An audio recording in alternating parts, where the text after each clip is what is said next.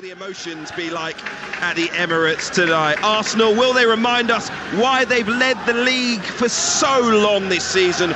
Or will their collapse in the title race turn into complete self-destruction? Fingers crossed for a cracking London derby. London is red. A huge banner unfurled across the stadium. Live and exclusive here on TalkSport in the company of former Chelsea FA Cup winner Scott Minto, Arsenal League winner Perry Groves and my champion Sam Matterface. History, eh? Everyone loves a bit of history. History tells us that Manchester City are going to be difficult to stop now.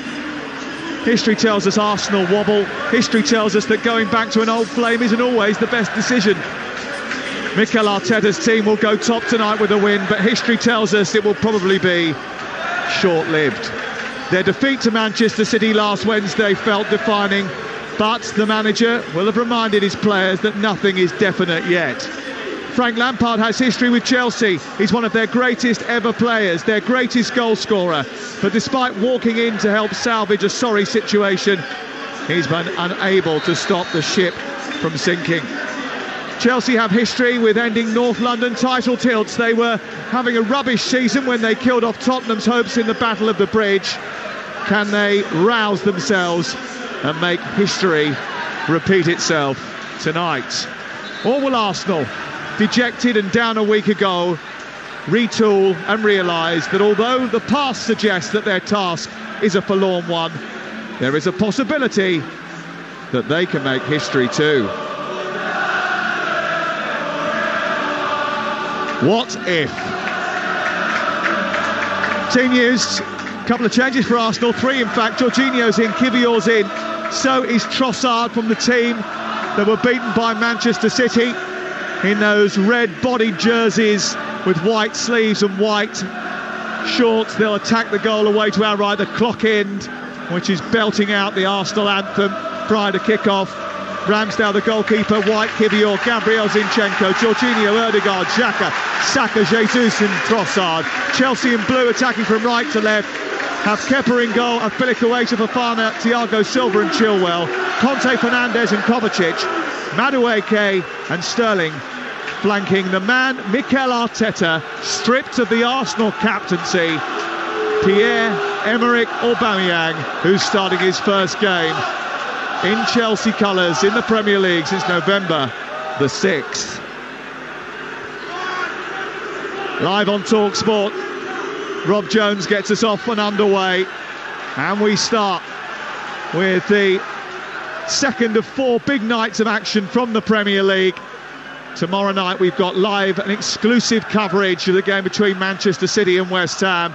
On Wednesday night we'll also be bringing you Liverpool against Fulham, and then Thursday night we relocate to the south coast for Brighton against Manchester United. Chelsea on the attack straight away with Sterling going forward down the left-hand side. Fernandes picks it up, right for the shot, blocked by Jorginho, and then the ball breaks over the halfway line and Saka races away down the right side, gets into the midpoint of the Chelsea half. He takes on Chilwell, who's backpedaling, cuts in left-footed, tries to get a shot away, takes a deflection, almost came back to Odegaard. It missed by N'Golo Conte, who air kicks the ball clear, and then Gabriel steams forward just in front of the goal away to our right-hand side.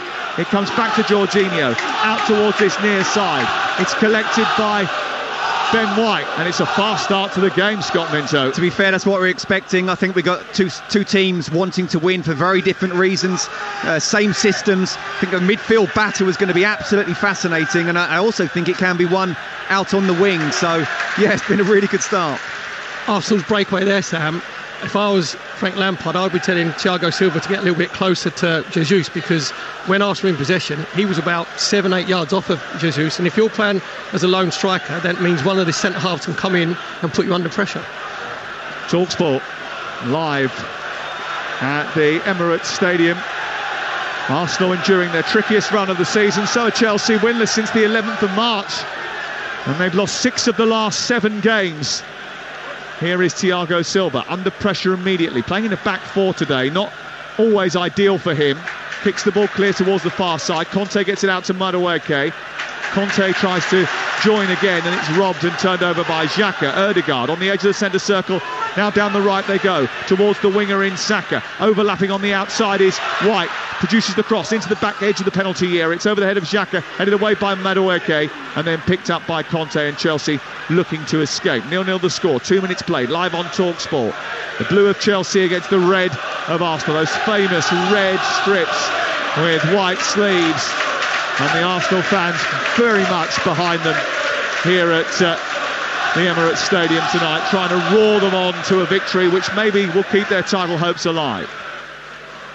Sam, just looking at Chelsea when they're in possession, and they keep their three up front. So you've got Aubameyang through the middle, Raheem Sterling comes wide on this left-hand side, Madueke wide on the right-hand side, so they'll be looking to try and bypass the press.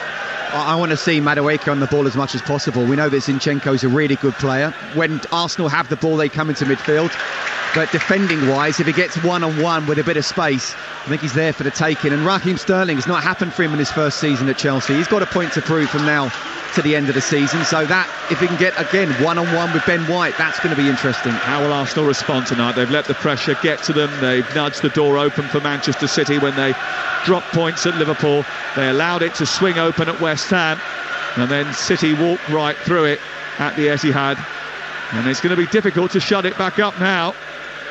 Mikel Arteta said the change was down to moments where you don't react, key moments where you make the wrong decision under pressure. Those can define your season, and maybe it's just shifted it so far in Manchester City's favour it'd be difficult to swing it back again. Jorginho up towards the right side.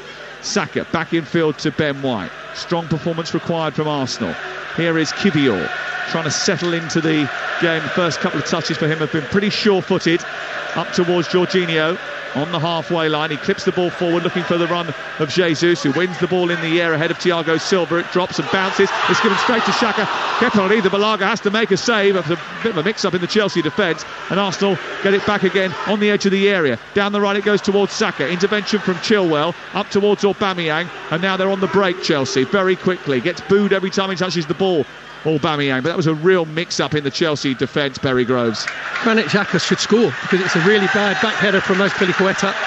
He leaves Kepa short, and all Granit Xhaka's got to do is just get his left toe to it. To be fair, it was a decent save from Kepa. He came out really well and made a really good save, but he has to score there. It's a wonderful opportunity. It's a really bad mistake, as you said, from Azpilicueta. Horrible from a fullback's point of view, because it's bouncing and he knows it's coming. He's facing his own goalkeeper, so he wants to get it back, but he's not got enough on it. If you get too much, you can get an own goal. Not enough, and the player can step in. He didn't get enough. And Xhaka, that's a wonderful opportunity. It really is. Well, I don't know what Cesar Azpilicueta was doing, but it was such a tame header back to his goalkeeper. He's worried, Sam, if he gets too much on it, then he almost lobbed Kepa, when that ball's bouncing so high. So it's a really difficult one to try and do, but he certainly didn't get that right. I think Arrizabalaga did very well indeed to make the save. Enzo Fernandez over on the far side was just caught by Gabriel, needed a bit of attention, and that's why the game stopped. Frank Lampard was up early into his technical area and was screaming and shouting at his team, and Arsenal manager Mikel Arteta is now responding in kind, looking very dapper. He always looks at the absolute business, Mikel Arteta, in a black roll-neck sweater, dark grey slacks, polished shoes, arms folded as he strides out to the perimeter of his technical area. Cleared away by Arrizabalaga. Upfield it goes towards Raheem Sterling. It runs towards the near touchline. He keeps it in, Sterling, and then tries to dart forward. He tried to play a ball down the inside left channel. The idea was right, but the execution not quite on point, and it goes into the arms of Aaron Ramsdale, wearing yellow, away to our left-hand side, and it remains 0-0. You said about Mikel Arteta, he looks like James Bond down there, doesn't he? He does. There is a vacancy for that job, apparently. Well, if he was English, he might better get there. You said he polishes his shoes. Do you think he polishes his hair? Don't you think there's a bit of cherry blossom? Is that not the blackest hair you've ever seen? There's definitely no greys in there. There should be just now. For men, do you think? I couldn't possibly comment. Spoken by someone who does use just for men. I think hair's very overrated myself. Here is Odegaard turning around in the centre circle and getting the better of Enzo Fernandez, who then shuts him down. It breaks into midfield. It's collected by Jorginho. Quick, some action happened Zinchenko forward towards the left. It's cut out by Madueke and then nabbed by Trossard over on the far side, and Arsenal have got it back again. Really fast, energetic start by Arsenal in this game. 7 minutes played. Sam, just the way obviously Chelsea set up with their three in midfield, it looks like Kovacic is the one who keeps looking over his shoulder, just seeing where Odegaard's just in that inside right position. Well, it's important to keep tabs on him because he's the one who creates all the chances for Arsenal. Not all the chances for Arsenal, but a hell of a lot of them. More shot creating chances than anybody else in the Arsenal team. Here is White in midfield for Arsenal, or straying into the midfield position. He plays it to the left, and Kivior, they're very high up inside Chelsea territory here. Arsenal back to Trossard towards Jesus. It breaks down and Conte gets hold of it, takes it to the wide right, plays it infield to Madueke. He tries to scramble upfield, can't get beyond Zinchenko, and Arsenal win it back again high up inside Chelsea territory. At the moment they're playing all the football in the Chelsea half of the pitch. Perry Groves. The thing is, when Chelsea do get the ball, Sam, they just give it away straight away. They just, you can tell, obviously losing the last 5 games, they're a team that are very low on confidence, but they have to keep the ball. They just keep giving it back to Jorginho round the corner towards the right, looking to try and get Saka on the ball, and then he just swipes out and kicks at Thiago Silva, who then goes careering into the advertising ball behind the goal away to our right hand side. Took a little bit of a clattering there, the ageing Brazilian.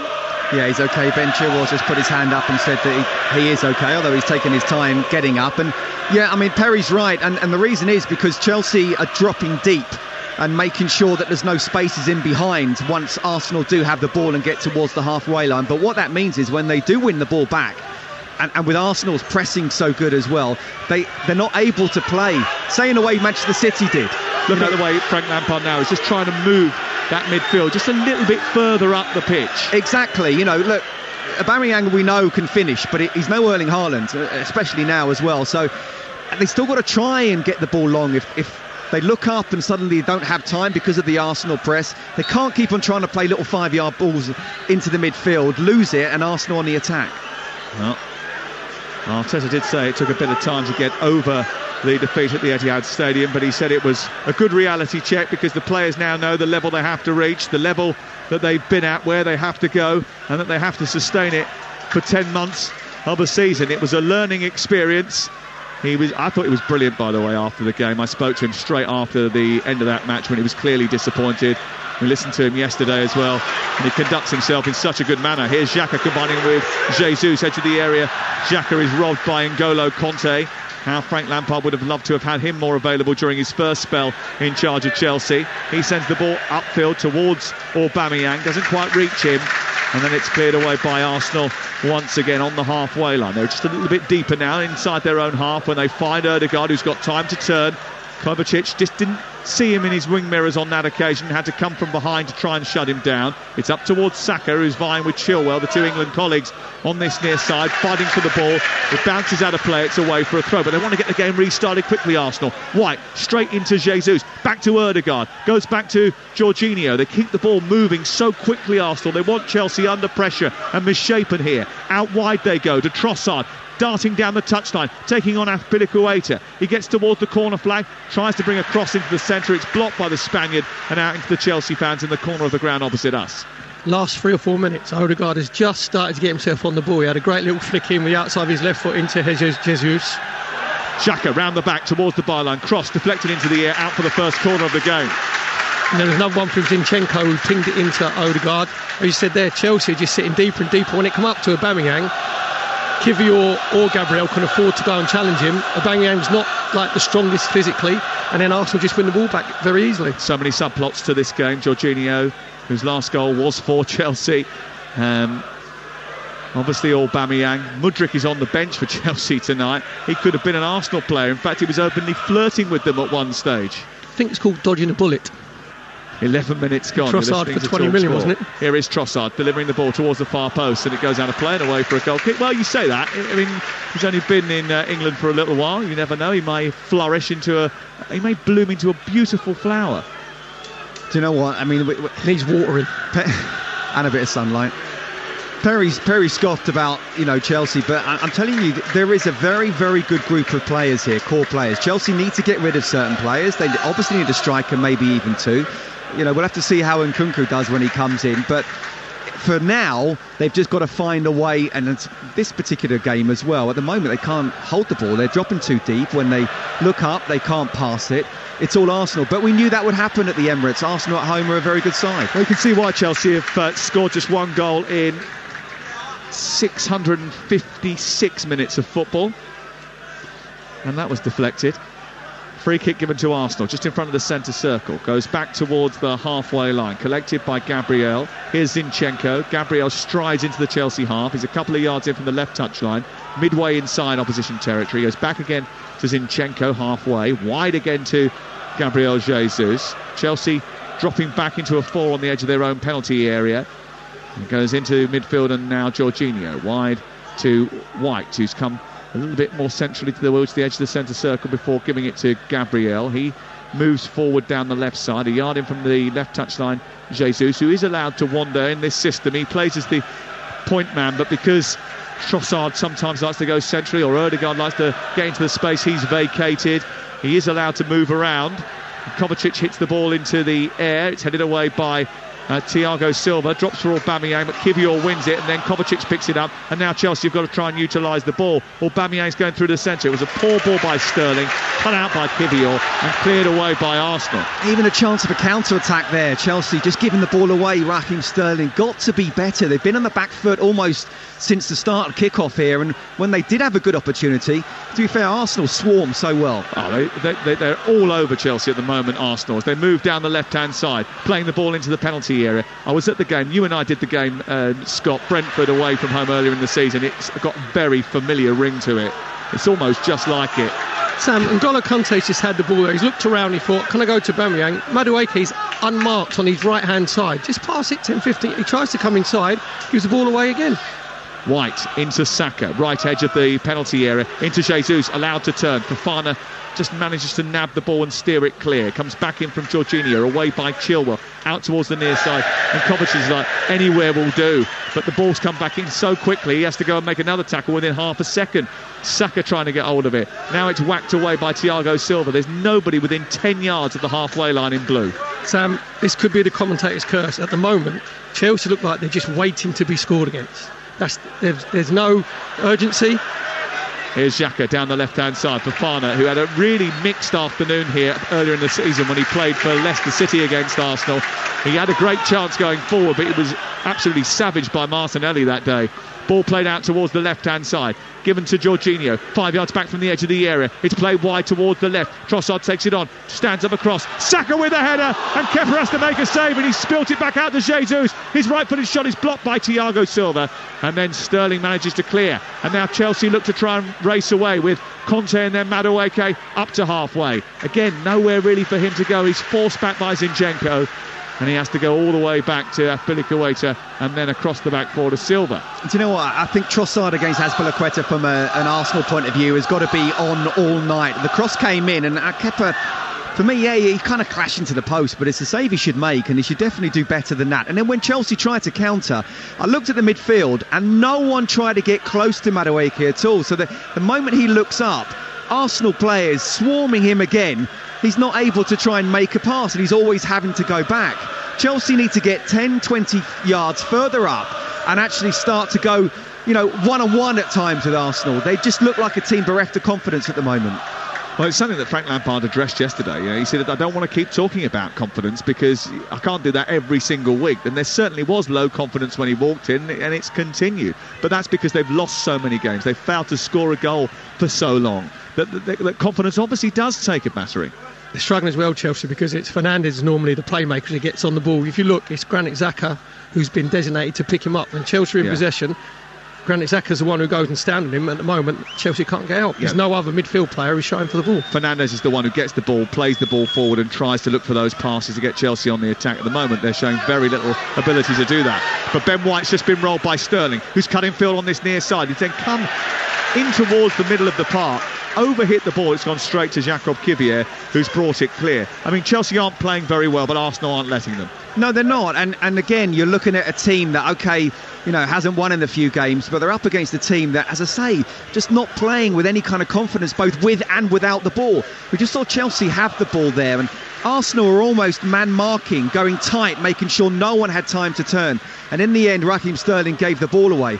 Once Arsenal have the ball, Chelsea are all just dropping off, and Arsenal are able to dictate the tempo of the game at the moment. Being smothered, Chelsea, by Arsenal in the opening exchanges here. 17 gone, 0-0, live on TalkSport. Perry Grove, Sam Madueke and Scott Minto at the Emirates Stadium will be tomorrow night, bringing you two commentaries. Liverpool in action tomorrow night. That's live on TalkSport 2 against Fulham. We've got the game between Manchester City and West Ham United live on TalkSport from 8 o'clock tomorrow night. Thursday night, it's Brighton against Manchester United. All the action reviewed tomorrow morning on The Breakfast Show, the award-nominated TalkSport Breakfast Show with Ali and Laura. Ball wide on the left-hand side, driven into the box, comes to Odegaard, left-footed, off the underside of the bar and in.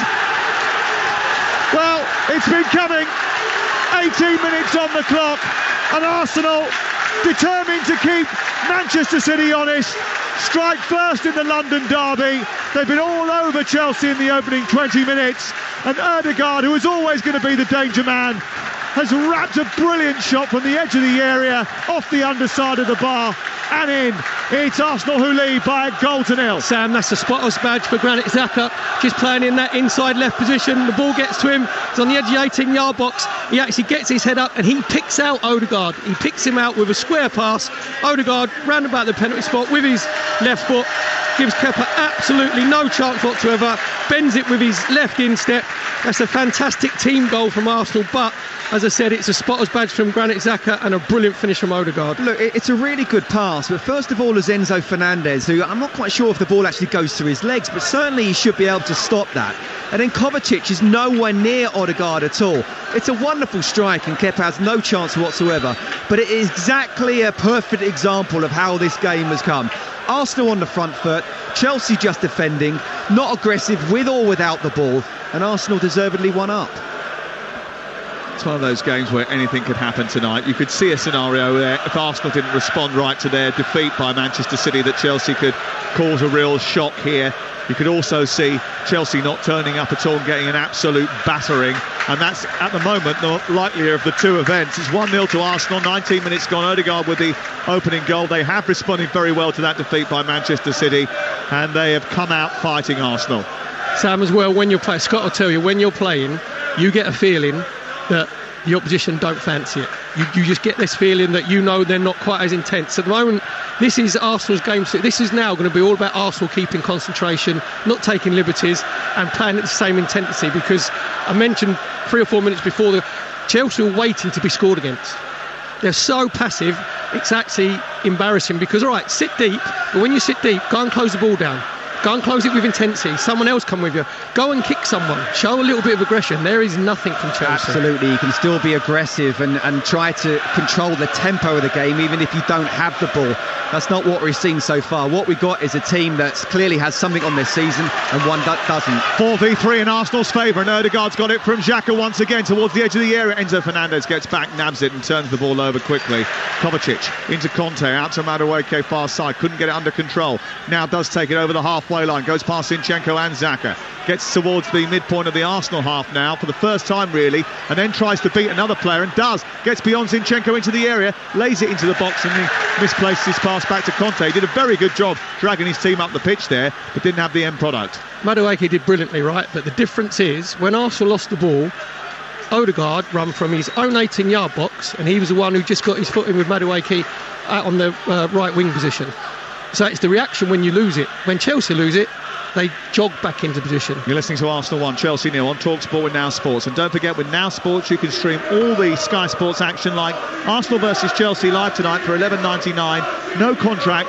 Search Now Sports. Trossard taking on Azpilicueta, who just about gets there and hooks the ball clear. The Arsenal fans were just singing, "You're going down, you're going down" to Chelsea. And there was just a quick check, I think, by Frank Lampard and Joe Edwards and a few of the others just to see. It's 39 points. Is that going to be enough to stay in the Premier League? Probably, just about. It's just as well Chelsea have 39 points, I tell you, because another 5-6 games further on, and you just don't know. We're not seeing enough here. Again, it's about, okay, you're not always going to have the ball when you come to the Emirates as well, but it's not just about sitting back and not being aggressive. they're so passive. No one sometimes going one-on-one and saying, I'm not going to let you get past me, I'm not going to let you bring the ball down and have that extra touch. Whereas Arsenal, there's 2 or 3 players around any Chelsea player at any given time. Conte up to Sterling. Sterling getting away from Jorginho, but again losing the ball. It bounces into the centre circle where it's collected by Enzo Fernandez. Chelsea trailing by a goal to 0 to Arsenal, who will go back to the top of the Premier League tonight with a victory here. It might be short-lived because Manchester City can regain top spot tomorrow when they play West Ham live on TalkSport. Here is Wesley Fofana for Chelsea. Thiago Silva just in front of the halfway line. Chelsea have been smothered in the opening 22 minutes by this Arsenal team. But I've seen Arsenal play this well in games against West Ham and in games against Liverpool, get themselves 2-0 in front and throw it away. We've been here before, haven't we, with Arsenal? So they certainly need to see the game out and have game management. But at the moment, Chelsea, even when they're on the ball, don't look as if they're trying to do anything with it. Conte towards the edge of the area. He plays the ball out from right to left to Sterling, who bends the ball back into the box, and Madueke is coming in at the far post, but Zinchenko is there. Jesus is back helping out his defence and then turns it to Gabriel, who elegantly plays it out, and then they just pop the ball around the edge of their own penalty area, confident as you like, knowing that Chelsea are not going to be able to press them into submission. The clearance eventually goes up to the halfway line. It's turned over by Chelsea. Fofana plays it over the halfway line, then tries to turn away from Xhaka, who's working his socks off. Conte infield. Kovacic just in front of the centre circle. Referee Rob Jones gets in the way. Come on, fella, alert. And then it goes out towards the near side and Sterling takes over. To be fair, at least Rob Jones showed for the ball. Perry. It's Chelsea's best little bit of play. It's their best little play at the moment. They've had a little bit of possession. Arsenal dropped a little bit deeper, and that came from Granit Xhaka giving the ball away unnecessarily where he's trying to phone Odegaard. So Chelsea just sort of found their way into the game. He almost tackled Kovacic. It does feel like they've got 12 players, and I'm not saying that from a referee's point of view, but as I say, you know, the aggression they have both with and without the ball. This is massive tonight for Arsenal. It really is. They have to get back. They have to win every game now from the end of the season. Everyone's writing them off. But what if, you know, Manchester City concentrate on or just lose concentration with the Champions League and the FA Cup final as well? You never know. That's it. That's all they can ask for. Chilwell gets in behind, steams into the penalty area, left footing. Great save by Aaron Ramsdale. High up to his left-hand side. Brilliant stop.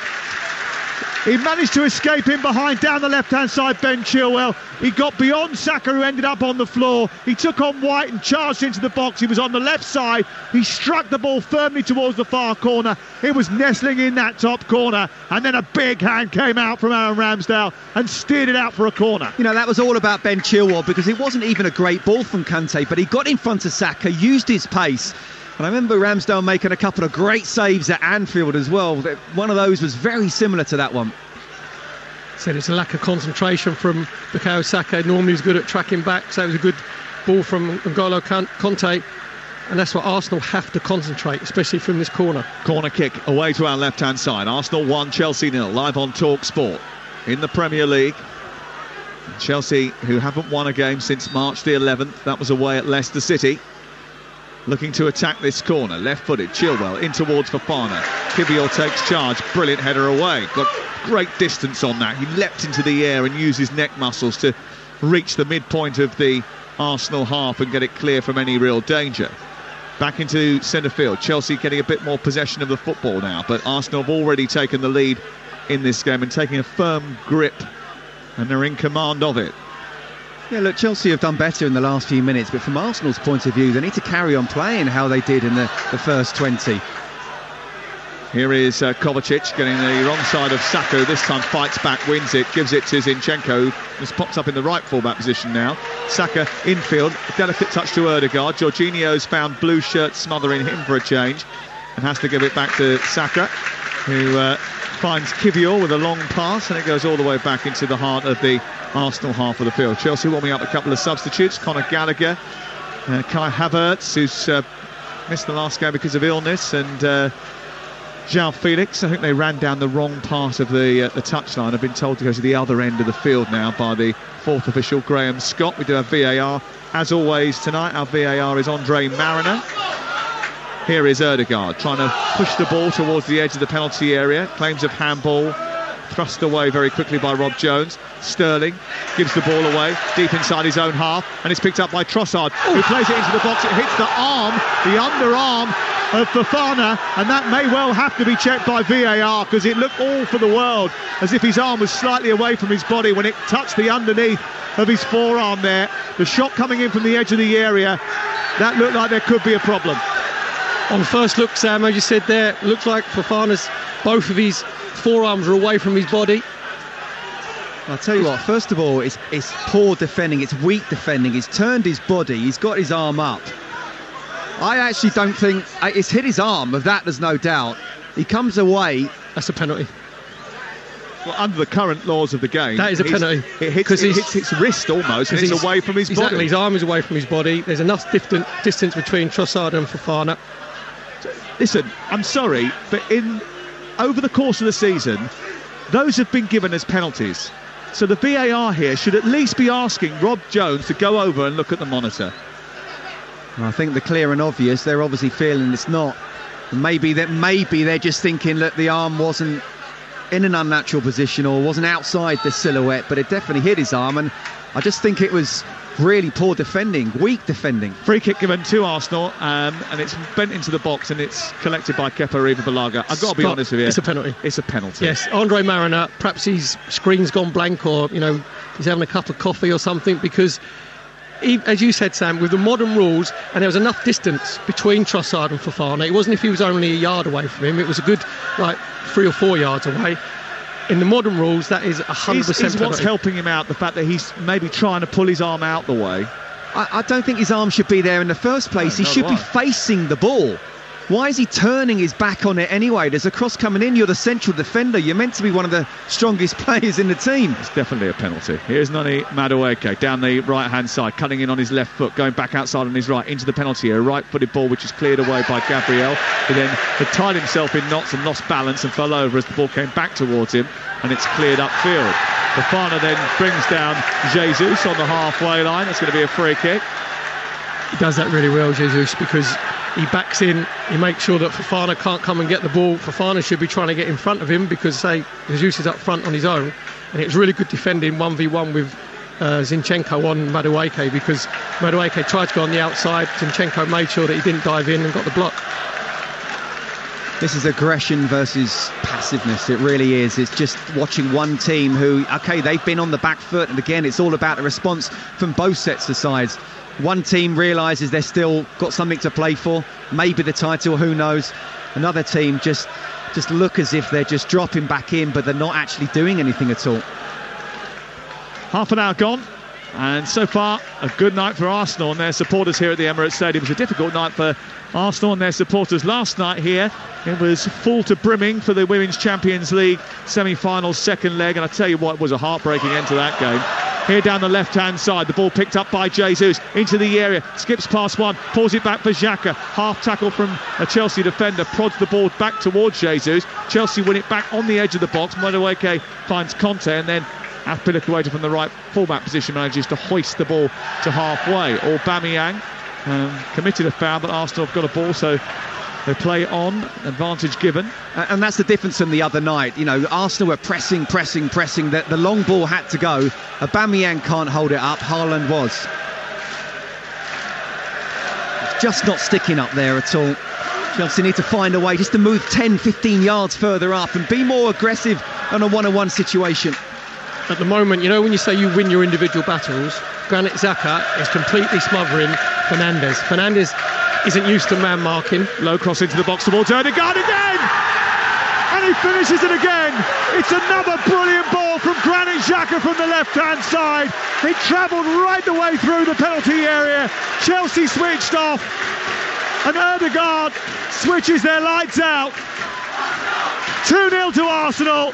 They've bossed the first half an hour of this game. They've taken charge, they've responded to their disappointment, and they lead Chelsea by 2-0. See Enzo Fernandez having a chat with Thiago Silva, and you think, actually, Fernandez, no, it's Granit Xhaka, you're 1v1. Granit Xhaka again gets free on that left-hand side. Another low ball into the box, exactly same, a bit of deja vu. It's a different finish from Odegaard this time, but just brilliant play from Arsenal down their left-hand side. Just comes into Granit Xhaka. He's got his head up. Again, Odegaard runs off the back of Raheem Sterling. Really cool finish from Odegaard. First time, uses the pace of the ball from Granit Xhaka. Side foots it, low past Kepa. Absolutely no chance. And I don't want to be too preemptive, but I think this is game done and dusted. This could be quite humiliating by the end of the night for Chelsea if they're not careful.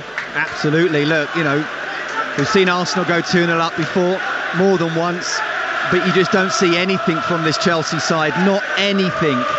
There's no individual battles being won. There's no team kind of collectiveness. The organisation is not good. And you're looking at a side that, you know, how many players are in the box there? I think there were 6 Chelsea players. As Perry said, Odegaard run off the back of Raheem Sterling, and Thiago Silva's nowhere near him. Odegaard again, as the ball's won back into the area. Trossard tries a little flick. They're having fun now. And then Chilwell takes it towards the left-hand side and clears it up towards the halfway line. Chelsea need to get a grip of themselves, because I'll tell you what, this could be really damaging. Are you sure 39 points is okay, Scott? Sam, I said, as a player, when you're playing, you get a feeling. You get a feeling in the game that the opposition don't fancy it. Chelsea don't fancy it. And I know that we've given Frank Lampard some stick. Individually as a player, you've got to look at yourself in the mirror when you come off at the end of the game and think, I couldn't have given any more. There's not one of those Chelsea outfield players, I don't think. N'Golo Kante's run around, but he doesn't know where he's running around to. He's just trying to look a little bit busy. Arsenal are throwing gaps all over the place. Granit Xhaka's getting himself on the ball. No one's picking him up. Jesus gets in behind Fofana, switches the ball out to the wide right position. Saka comes back in left-footed, turns it into the corridor of uncertainty, and it's cleared away by Fofana, who got back into position. Jorginho onto Odegaard, who's on a hat-trick, plays the ball wide towards the right. Ben White collects it, left-footed, deep cross towards the far post, chested down by Jesus, turns it back, they're all having a go. Jesus is there on the volley, pops it up, smashes it in. Chelsea are being battered at Arsenal. And Gabriel Jesus and the rest of the Arsenal players are absolutely loving it. 3-0, we haven't played 35 minutes yet. And they will be going back to the top of the Premier League tonight. Another mess inside the Chelsea penalty area. No one reacted to the loose ball. Jesus did. He turned, he swiveled, he fired it beyond Kepa. 3-0. Sam, this is an embarrassment. This is a complete embarrassment. Just panned over to Frank Lampard. That was like a five-a-side goal. As the cross comes in, comes out to Ben White on this right-hand side. He crosses his left foot. So it comes to Jesus, he chests it down, squares it. Granit Xhaka can't get it out of his feet, comes back to Jesus, he smashes it in. There's 3 Chelsea players that have gone on the floor. It's absolutely embarrassing. I have no idea what Azpilicueta's doing. He has no idea where Jesus is. It is an embarrassment. And this, I'm not exaggerating, if Arsenal keep their foot to the pedal here, right, this could be 6 or 7, easily. Look, easily if it carries on. And you're wearing the Chelsea shirt. You know, I don't care what's gone on before. It doesn't look like anyone's not that they're not trying, but they're not getting tight. There's no individual battle. There's not one individual from a Chelsea player that can say, do you know what, I'm close to winning my individual battle. They're dropping off. They're allowing space. It's not enough to have just numbers in the box. No one's picking up. No one's looking. There's no communication at all. And you're absolutely right, Sam. You asked the question. This could be embarrassing. It is already embarrassing, and it could be 6 if it goes on like this. You know, he said there's no one not trying, right? I don't think they're trying. And I know ex-professionals don't like to say that players aren't trying, because they're not putting in any urgency. There's no intensity. No one when the third goal went in for Giuseppe, no one had a row with each other. They all just walked around. Their body language. They don't row anymore, Perry. Odegaard. We'll get angry. Ball played out towards the right-hand side. I'm getting angry, and it's not even my team. Me too. White wandered into the penalty area. He's got too much space. Oh, he's got a little Cruyff turn. He's laid it up to Saka. Saka into the box, flashes through the 6-yard area. I mean, that was, again, far too easy. Ben White wandered into the box, done a Cruyff turn and laid it into Saka. There were 5 blue shirts there. No one put any pressure on the ball or followed the runner. Sam, Ben White has gone into that inside right position. and he's in the penalty area, and there's not one Chelsea player within 2 yards of him. This is a pathetic performance from Chelsea so far. You're listening to Arsenal 3, Chelsea 0. Hold on a minute. On TalkSport with Car Finance 24/7. Search Car Finance 24/7 today. I think Frank Lampard's warming up. He might be putting himself on. Best goal threat they've got in the squad, I think. Absolutely. I mean, look, you know, what I would say is when you're lacking in confidence, and they are, sometimes it can feel like you just do the easy option, you drop in, you don't make that kind of tackle, but this is not good enough. This is, you know, you need leaders here. Even Thiago Silva, there's nothing happening at all. I still think he's a class player, but every single one of these Chelsea players are getting nowhere near their Arsenal counterpart. Without the ball, they're just absolutely passive. With the ball, they're not able to make string passes together. And Chelsea are getting away with this at the moment. They're 3-0 down. Nobody is doing their defensive duty. It is a dereliction of duty from those Chelsea defenders in the opening 35 minutes of this game. 3-0 to Arsenal. And look, Chelsea's problems are multiple, created by uncertainty and inexperience at the top of the organisation, scattergun recruitment and eagerness from the owners to be hands-on. It's a tough task, this, for Maurizio Pochettino to sort out when he walks in the summer, that is for sure. Maybe that's why he still hasn't signed yet. He wants to make sure that he's in full control of this. He wants nothing to do with this, by the way, because he's looking at this group of players thinking, I'm not going to have any effect on these, because this group of players are down tools. This was coming after 5 minutes. Aubameyang trying to steal in behind, headed away by Kivior, who's had a very easy introduction to Premier League look life. at that, right? When the ball came up, okay, Aubameyang didn't win it. There's no Chelsea midfielder trying to win the knockdowns there at all. They're all still just standing there, just sitting back and doing nothing. Yeah, what happened when it come to Zinchenko? Odegaard was actually standing behind Fernandes, right? So Fernandes, all Odegaard did was he just moved a yard, 2 yards to his left-hand side, and Fernandes goes, okay, you can have the ball. Go and engage him. Go and try and win the ball off him. Get angry. I haven't seen a Chelsea player have a row with his teammate. I haven't seen a Chelsea player get angry. This is just acceptance. The whole half for Chelsea has been acceptance. Frank Lampard's got his chin on his chest. His arms are folded. He can't quite believe the way his team have responded to what has been a great start for Arsenal. And look, the problem here is what we're going to end up doing is talking about how bad Chelsea are, and they really are bad, and not how good Arsenal are. Here's Sterling after Arsenal give the ball away casually. It breaks on the edge of the 18-yard box, but they get back in check very quickly, get hold of the ball and look to break free. Odegaard bends it round the corner, and now Jesus is running up against Fofana. He comes in towards the near touchline and he hands him off, moves away, plays on, gets clattered by Sterling. Now, I think there was an interjection from Jesus on Fofana, and then another one on Sterling from Jesus, and I don't know whether or not he's going to give the free kick Chelsea's way rather than Arsenal's here. I think what happened when Fofana and Jesus came together on this left-hand touchline, Jesus is holding the ball up, Fofana's trying to get in front of him, and I think it was Jesus' hand just caught him in the face. And to be fair, normally I'm quite critical of players going down too easily. That was a proper forearm. That was a stinger. Let me tell you about the odds, because it's quite interesting. Arsenal 3-0 up at the moment, and for the latest odds you can go to Ladbrokes, where right now, well, I was about to say, where right now you can get, well, you can't get, because bets on Arsenal to win the game have been currently suspended. That's how embarrassing it has been for Chelsea. The draw is 70-1, and Chelsea to come back and win 200-1. That's all thanks to Ladbrokes. Play at ladbrokes.com, 18+. BeGambleAware.org. So 2 of those bets you wouldn't do, and the other one you can't do. Now, do you know what? Frank's going to get a lot of the blame, or a bit of criticism, a lot of criticism for this as well. And he is an easy target, but he must be looking and say, where is the professional pride of these Chelsea players? He talked actually in the press conference yesterday about how when he was in the dressing room, they did have big characters, and those big characters would stand up and they would get them out of trouble, and things would go wrong at Chelsea. They changed the manager, and the players would end up getting them out of it. I mean, the Arsenal fans are taunting him now by singing him super Frankie Lampard, because they know that, again, it's a great narrative for them. They're having a brilliant time with it. But he's right, there isn't leaders in this Chelsea group, is it? We've seen that today. I've been critical of Frank Lampard, right, and I think he could have stamped his mark on this Chelsea side earlier than what he has done. But I'm not going to lay any blame on Frank Lampard on this performance from Chelsea. This is all to do with the players. Every single one. They've gone 4-3-3. I said earlier that Fernandes wasn't picking up Granit Xhaka. No one's picking up Odegaard. He was just drifting around, and it was Kovacic who's supposed to pick up Odegaard. And we said after about 10 minutes, Odegaard was starting to get on the ball, Scott Williams, just starting to dictate. Then Kovacic, either Thiago Silva or Fofana should be saying to Kovacic, just go and stand on him for 10 minutes.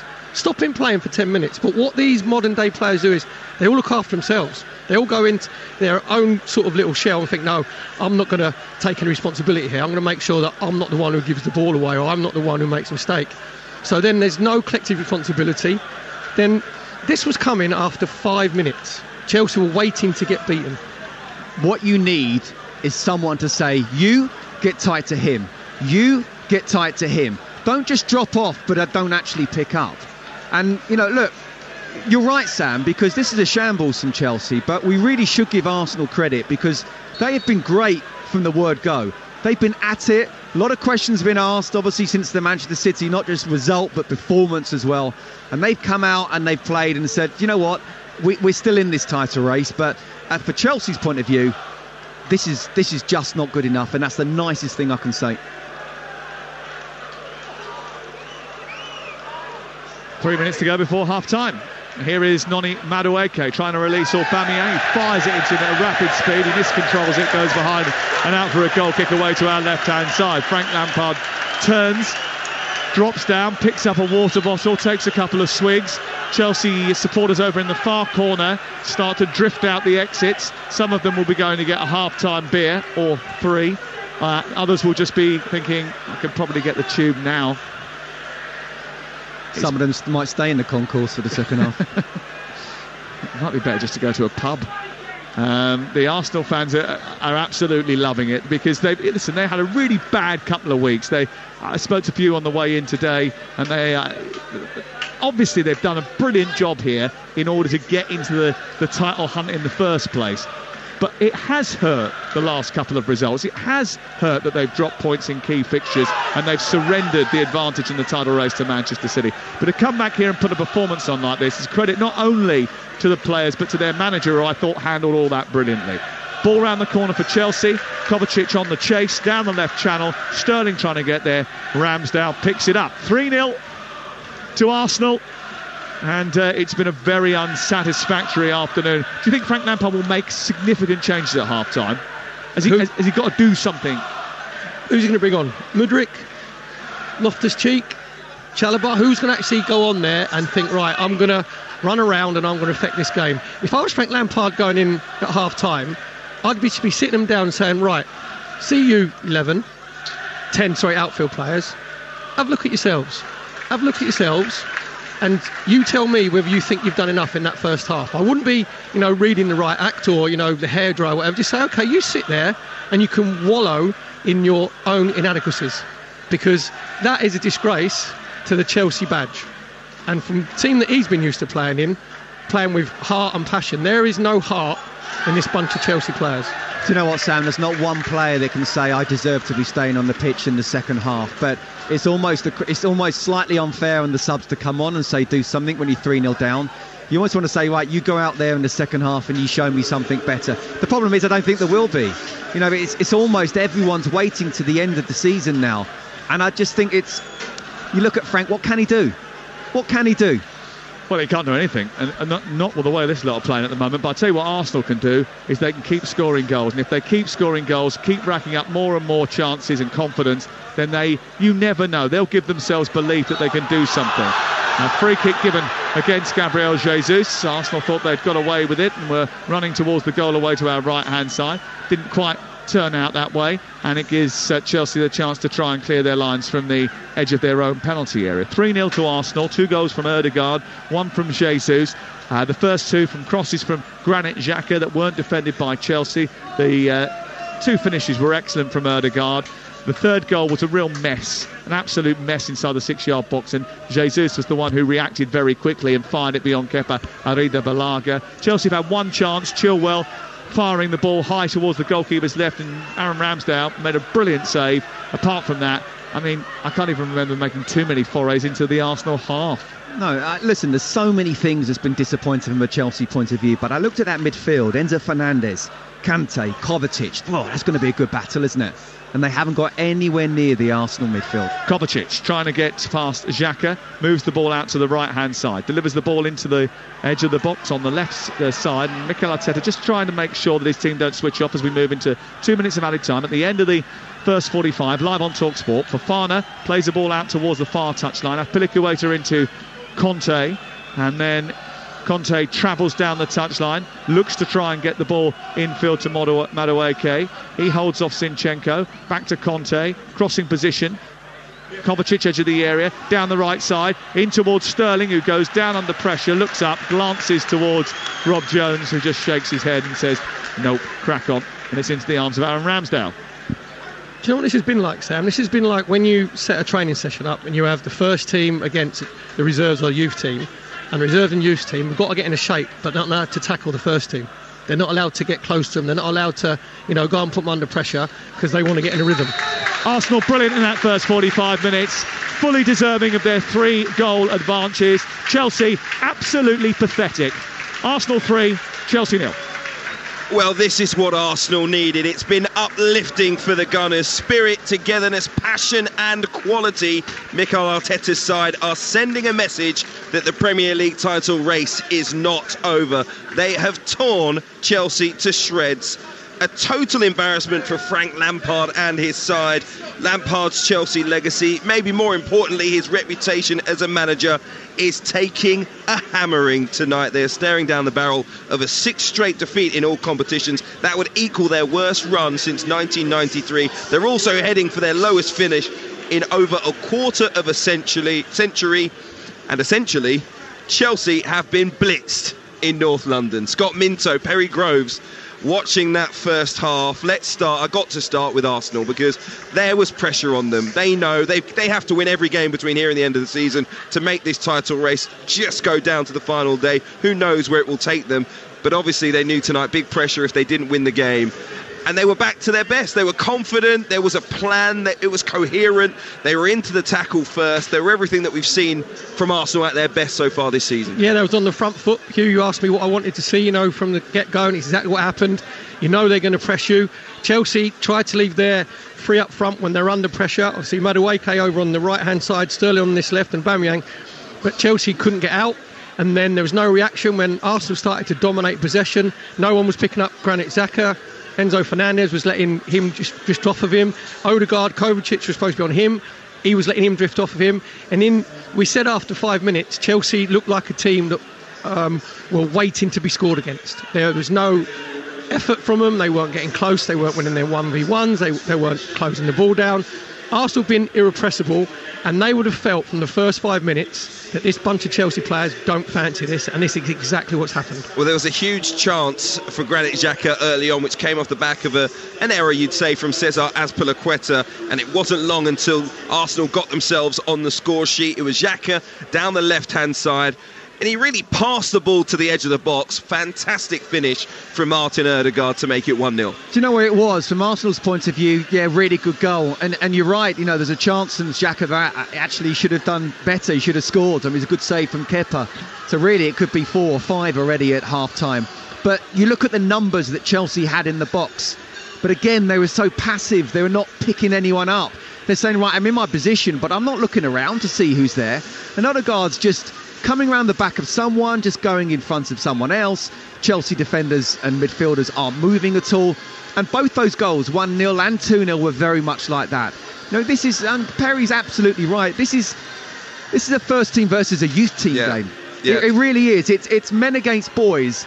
And do you know what? For all the criticism that Todd Bowley, I think, has rightly had, and for all the criticism that Frank Lampard has had, That's a good enough team in a good enough system to be playing a lot better than that. It's been disgraceful. It was like those training ground figures that coaches put into the ground when the players practice their free kicks with them. They were just dotted around the penalty box, and the Arsenal players were just moving in between them. There was no movement from the defenders whatsoever. The second goal, similar as well. Granit Xhaka passes it in. Raheem Sterling checks his shoulder, looks at Odegaard. Next thing you know, the ball's in the back of the net. He's ball watching. There's two things. Enzo Fernandez doesn't pick up Granit Xhaka, which he didn't pick him up the first time. So that's a deja vu. And the top players, you can't let the same thing happen over and over again. Exactly what happened. Different finish from Odegaard. And you said there about, that Chelsea have been dummies. In this first half, they have literally been dummies. The third goal for Gabriel Jesus was the one that will be played on the highlights reel with the Benny Hill music going underneath it, because there were 4 Chelsea players on their backsides in the penalty box as Jesus struck the ball past Kepa. Frank Lampard must feel like he's in a Benny Hill film right now. Honestly, it's ridiculous. Again, numbers in the box, but no one actually picking up, no one being aggressive, no one making sure they're touch tight to somebody. And the fact that it was just bouncing around and bobbling around for so long, and yet still it was always an Arsenal player that got there first, more than once. It's just embarrassing. It's really embarrassing from Chelsea's point of view, and the fans must be thinking, just what is happening to our club right now? It was a five-a-side goal, as I said earlier, because Jesus just backs off the back of Azpilicueta, then he chests it down, he gets his half shot, comes to Granit Xhaka, he gets a half shot, comes back to Jesus, and he just fires it past Kepa. If I was Mikel Arteta, obviously you'd be delighted with his team performance. You know what I would do? Maybe at half-time and even 10 minutes into the second half, I'd bring Reece Nelson on and bring Martinelli on and go, right, go on then, rest Bukayo Saka, get Trossard on and say, right, you go and run at the fullbacks. It wasn't that long ago when they played Southampton, the worst team right now in the Premier League. Chelsea are worse than this. Absolutely horrific first half from Chelsea. Brilliant from Arsenal. They lead 3-0 at the break, and they are heading back to the top of the Premier League. They will overtake Manchester City by 2 points. City having played 2 games fewer, and they, remember, play live on TalkSport against West Ham tomorrow night. Got to tell you, it could have been even worse tonight for Chelsea. Wesley Fofana's potential handball, guidance from the PGMOL, they felt that Fofana's arm was tucked in and therefore no penalty. I've got to say, you have very much seen them giving. But big 45 minutes on the way. We got to see something from Chelsea, some fight. I wonder what Frank Lampard's telling them in that change room, because at half-time they trail at the Emirates. It's Arsenal 3, Chelsea 0, live on TalkSport. Kick-off on TalkSport with Ladbrokes. Are you in? Let's go. Play at ladbrokes.com. 18 plus begambleaware.org. Hello, my friend. Life comes at you fast, so make time for you time with Just Eat. For early times, lunch times, late times, strange times. The perfect times for the McDonald's Sausage and Egg McMuffin, Five Guys Cheeseburger and Strawberry Shake, Domino's Pepperoni Passion, plus more from Costa Coffee, Creams Cafe and Pizza Express. So order now, later, in a bit, whenever. We got it. Did somebody say Just Eat? Product subject to availability in restaurant and serving times. Participating stores only. See justeat.co.uk for details. We all fantasize about our perfect home. Sipping a morning coffee out on the terrace. Good morning, Mr. Squirrel. Morning. The kids building a treehouse in the garden. I'm living my perfect childhood. But come on, this isn't real. Listen, if you're serious about making your fantasy a reality, find out what your home is worth instantly with a free online valuation estimate. Get real about moving. Get on the market. Most common time to obtain an online quote between 1st of June 2022 and 30th of September 2022 is under 3 minutes. Excludes Northern Ireland. For all the top Premier League analysis, listen to The Game, the Premier Football podcast from The Times. Every Monday and Thursday, join Hugh Woosencroft and a host of big-name guests for in-depth reaction and opinion on the latest action and the biggest issues in the world of football. It's a massive goal! Hear previews of all the upcoming matches and provocative and compelling opinions from some of the finest football writers from The Times and The Sunday Times. Lovely bit of football! Listen to The Game on the free Times Radio app or wherever you find your podcasts.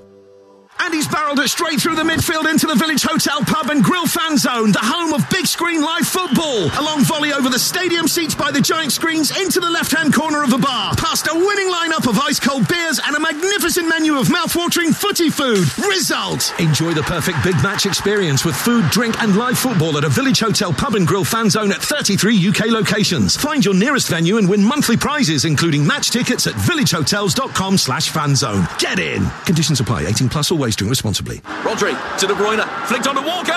Goal! No one saw that coming. Or as we say in Japan, no warutaka wa tsume o kakusu. The smart hawk hides its talents. For a taste beyond the expected, Asahi Super Dry, official beer partners of Manchester City. Enjoy responsibly. Visit drinkaware.co.uk. We've got it at Selco.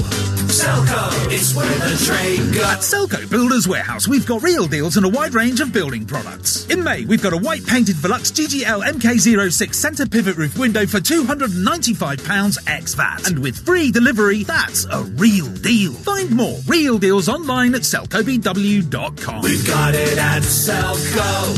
Selco, it's where the trade goes. That charged at 20%. Free delivery within local delivery areas. This football season, get a hand from Betfair's popular bet builder and easily add our fan favourite football selections to your bet slip in just one tap. And you can get a £5 free bet when you place a £5 bet builder on Arsenal versus Chelsea. How handy is that? Betfair. Opt-in required. Max £5 free bet builder valid 72 hours. Minimum combined odds. Terms and conditions apply. 18 plus begambleaware.org. Game day exclusive on TalkSport with Car Finance 24/7. Sort your finance first so you can choose a car with confidence. Search Car Finance 24/7 today. Representative APR 19.9%. Car Finance 24/7 is a credit broker, not a lender. On DAB, online, on the app, and on your smart speaker. King-sized football on the nation's favourite TalkSport, your coronation station. On one's head, sire. TalkSport. Jorginho onto Odegaard, who's on a hat-trick, plays the ball wide towards the right. Ben White collects it, left-footed, deep cross towards the far post, chested down by Jesus, turns it back, they're all having a go. Jesus is there on the volley, pops it up, smashes it in. Chelsea are being battered at Arsenal. And Gabriel Jesus and the rest of the Arsenal players are absolutely loving it. 3-0, we haven't played 35 minutes yet. Commitment, you're an embarrassment. Arsenal are heading back to the top of the Premier League. There are not going to be any miracles at the Emirates this evening. I will stick my neck out on that one. They have torn Chelsea apart. 2 goals from captain Martin Odegaard. And I think the icing on the cake, but there could be more in the second half from Gabriel Jesus. It could turn into even more of an embarrassing evening. But as I say, as it stands, Arsenal going 2 points clear of Manchester City, who play tomorrow night live on TalkSport. I think the odds are going to be very heavily in Arsenal's favour, but let's check in anyway with Ladbrokes. Odds update on TalkSport with Ladbrokes. Are you in? Let's go. Play at ladbrokes.com. 18 plus begambleaware.org. Alex Apati joins us once again. Alex, everything I've got on Arsenal. Would you take it? Well, apparently we're not even taking bets on Arsenal to win this one now. It says betting suspended on the match, betting as far as Arsenal are concerned. Chelsea are 200-1 to win. The draw itself is 70-1, and I know Arsenal were odds-on favourites to win this, but I don't think many would have predicted this scoreline after 45 minutes. In terms of goal scorers, Trossard and Saka still yet to get in and amongst it. They're 130 apiece to score in this half. Martin Odegaard is 5-1 for a hat-trick. And if you had £1 for every time Aubameyang's even touched the ball that half, I don't even think you'd be able to get half a pint at the Emirates. He's 9-2 to score at any time. Both teams to score an even money shot. You mentioned a potential rout in this half. Arsenal's biggest ever Premier League victory is 7-0 against Everton. I think about 20 years ago now. 55-1 says they match that tonight. Massive couple of games coming up for Chelsea after this now. Bournemouth next, and then I guess you could call them their relegation rivals, Nottingham Forest, to come after that as well. Then it's City away, United away, and Newcastle at home. So I think fans can strap in now for a bumpy end to the season, Hugh. Absolutely they can. Alex Apati, thank you very much. Those were the latest odds with Ladbrokes. You can play at ladbrokes.com, 18+, begambleaware.org. Odds update on TalkSport with Ladbrokes. Are you in? Let's go. Play at ladbrokes.com, 18+, begambleaware.org. Well, I think Arsenal are in the changing room with Mikel Arteta right now, just enjoying themselves, having a laugh, relaxing, shaking their legs out. The entire Chelsea bench is out in front of us, doing a little warm-up at half-time. I've got to say, Kai Havertz has a coach with him. Looks like he will immediately come on. The other two players that are semi-stripped down are Conor Gallagher and Joao Felix, who maybe not coming on straight away, but you could see them early in the second half. All the other Chelsea subs wearing those long puffer coats that Arsene Wenger made famous, so I don't think they're going to be coming on anytime soon. They're looking pretty relaxed right now. Alongside me, Perry Groves, Scott Minto. I mean, our thoughts on what's to come. We're looking at the Chelsea players at half-time. They're in the tunnel already. Cesar Azpilicueta having some strong words with Mateo Kovacic and Enzo Fernandez. You know, the fire, the passion, something that these Chelsea fans will want to see from their players in the second half. You've played for Chelsea. What will those fans be thinking about their players right now? Well, they'll be thinking that was disgraceful. It was pathetic. It was not worthy of a Chelsea performance and a Chelsea shirt. And do you know what? It does look like Kai Havertz is going to come on. I would have put on Conor Gallagher as well, and maybe even Joao Felix. You know with Conor Gallagher, you will definitely get someone running around and trying to put a tackle in. No one did at all. It was a disgraceful performance in that first half. And, how can it be that the odds are you're not allowed to bet on a team playing against Chelsea to win the game and you haven't even got to half-time? Kai Havertz coming on. Yeah. He's not exactly a player who's going to put his foot in, is he? No, I'm just saying, because Kai Havertz, I see, he's a drifter. He drifts laterally. He's not going to go and put himself around. Frank Lampard, I'd have made 3 substitutions at half-time, because as a manager, you have to be seen. I'd have put Loftus-Cheek on, as you said, Conor Gallagher. You have to be seen to be doing something. So it looks like Kai Havertz is to come on for Aubameyang. You said about Mikel Arteta, Arsenal players relax, have a laugh. In a million years, Mikel Arteta is going to be like that. He's going to make sure that Arsenal on the front foot again, because he'll want them to go for even more goals and be relentless. Well, you're absolutely right. Looks like Pierre-Emerick Aubameyang will be coming off, and it looks like Kai Havertz is coming on as well. The players ready to get underway for the second half. Gabriel Jesus, last player out the tunnel, and these Arsenal fans pouring back into their seats. They're enjoying themselves so far this evening. Things could get even better. And I'm just looking over to the Chelsea supporters, because so many of them vacated their seats very early at the end of that half. I thought they're going to go to the concourse, maybe get themselves a drink. And I wonder how many are going to come back to their seats for this second half, live and exclusive on TalkSport in the Premier League, as Arsenal head on their way back to the top of the table. I'll leave you for the second half with the former Arsenal winger Perry Groves, former Chelsea defender Scott Minto, and our very own Sam Matterface. Yeah, well, Chelsea trying to avoid another huge defeat. 6-0 earlier in the season away at Manchester City was their worst defeat in 23 years. They lost 7-0 in 1991, April 1991 to Nottingham Forest. That was the worst performance I'd ever seen Chelsea put out, and this has got the possibility of being right up there, Scott Minto. I think it depends on how Arsenal come out in the second half. If they go again, I don't see Chelsea. I don't see any leaders out there, and I even include Azpilicueta and Thiago Silva. Everyone, again, we're using the word so many times, just so passive. You don't always have to have the ball, but you can still be aggressive. You can still win that one-on-one battle, and they haven't done that. So the one change for Chelsea is Aubameyang off and Kai Havertz on, and he's up through the middle of the pitch. No real changes in the way that Chelsea is structured. So Arsenal have got Ramsdale in goal, Ben White, Kivior, Gabriel and Zinchenko as the back four, Jorginho and Odegaard and Xhaka in midfield, with Saka, Trossard and Jesus having a field day. Chelsea with Kepa in goal, Azpilicueta at right back, Fofana, Thiago Silva and Chilwell the back four, Conte, Fernandez and Kovacic in midfield, with Madueke and Sterling supporting Havertz in attack. You're listening to TalkSport. Chelsea in blue attacking the goal away to our right. Arsenal in the red shirts, white shorts attacking the north bank away to our left. Here is Havertz with Sterling available in front of him. Chilwell was free over on the left-hand side. They've given it to Madueke, who cuts in left-footed, chips the ball high into the air and over everybody and behind and away for a goal kick. That's better, though, from Chelsea. Just in the first, minute, 2 minutes, at least they've got forward. They made some passes. Azpilicueta, I don't feel needed to try and make that overlap because Madueke had a 1-on-1 situation, but he came in. It was a overhit cross, but at least they've created something. Just think, it could have actually been worse, couldn't it, Perry? Because if that handball had been given, we would have been heading to 4. And Granit Xhaka missed a great chance, and he with Azpilicueta's bad headed back pass.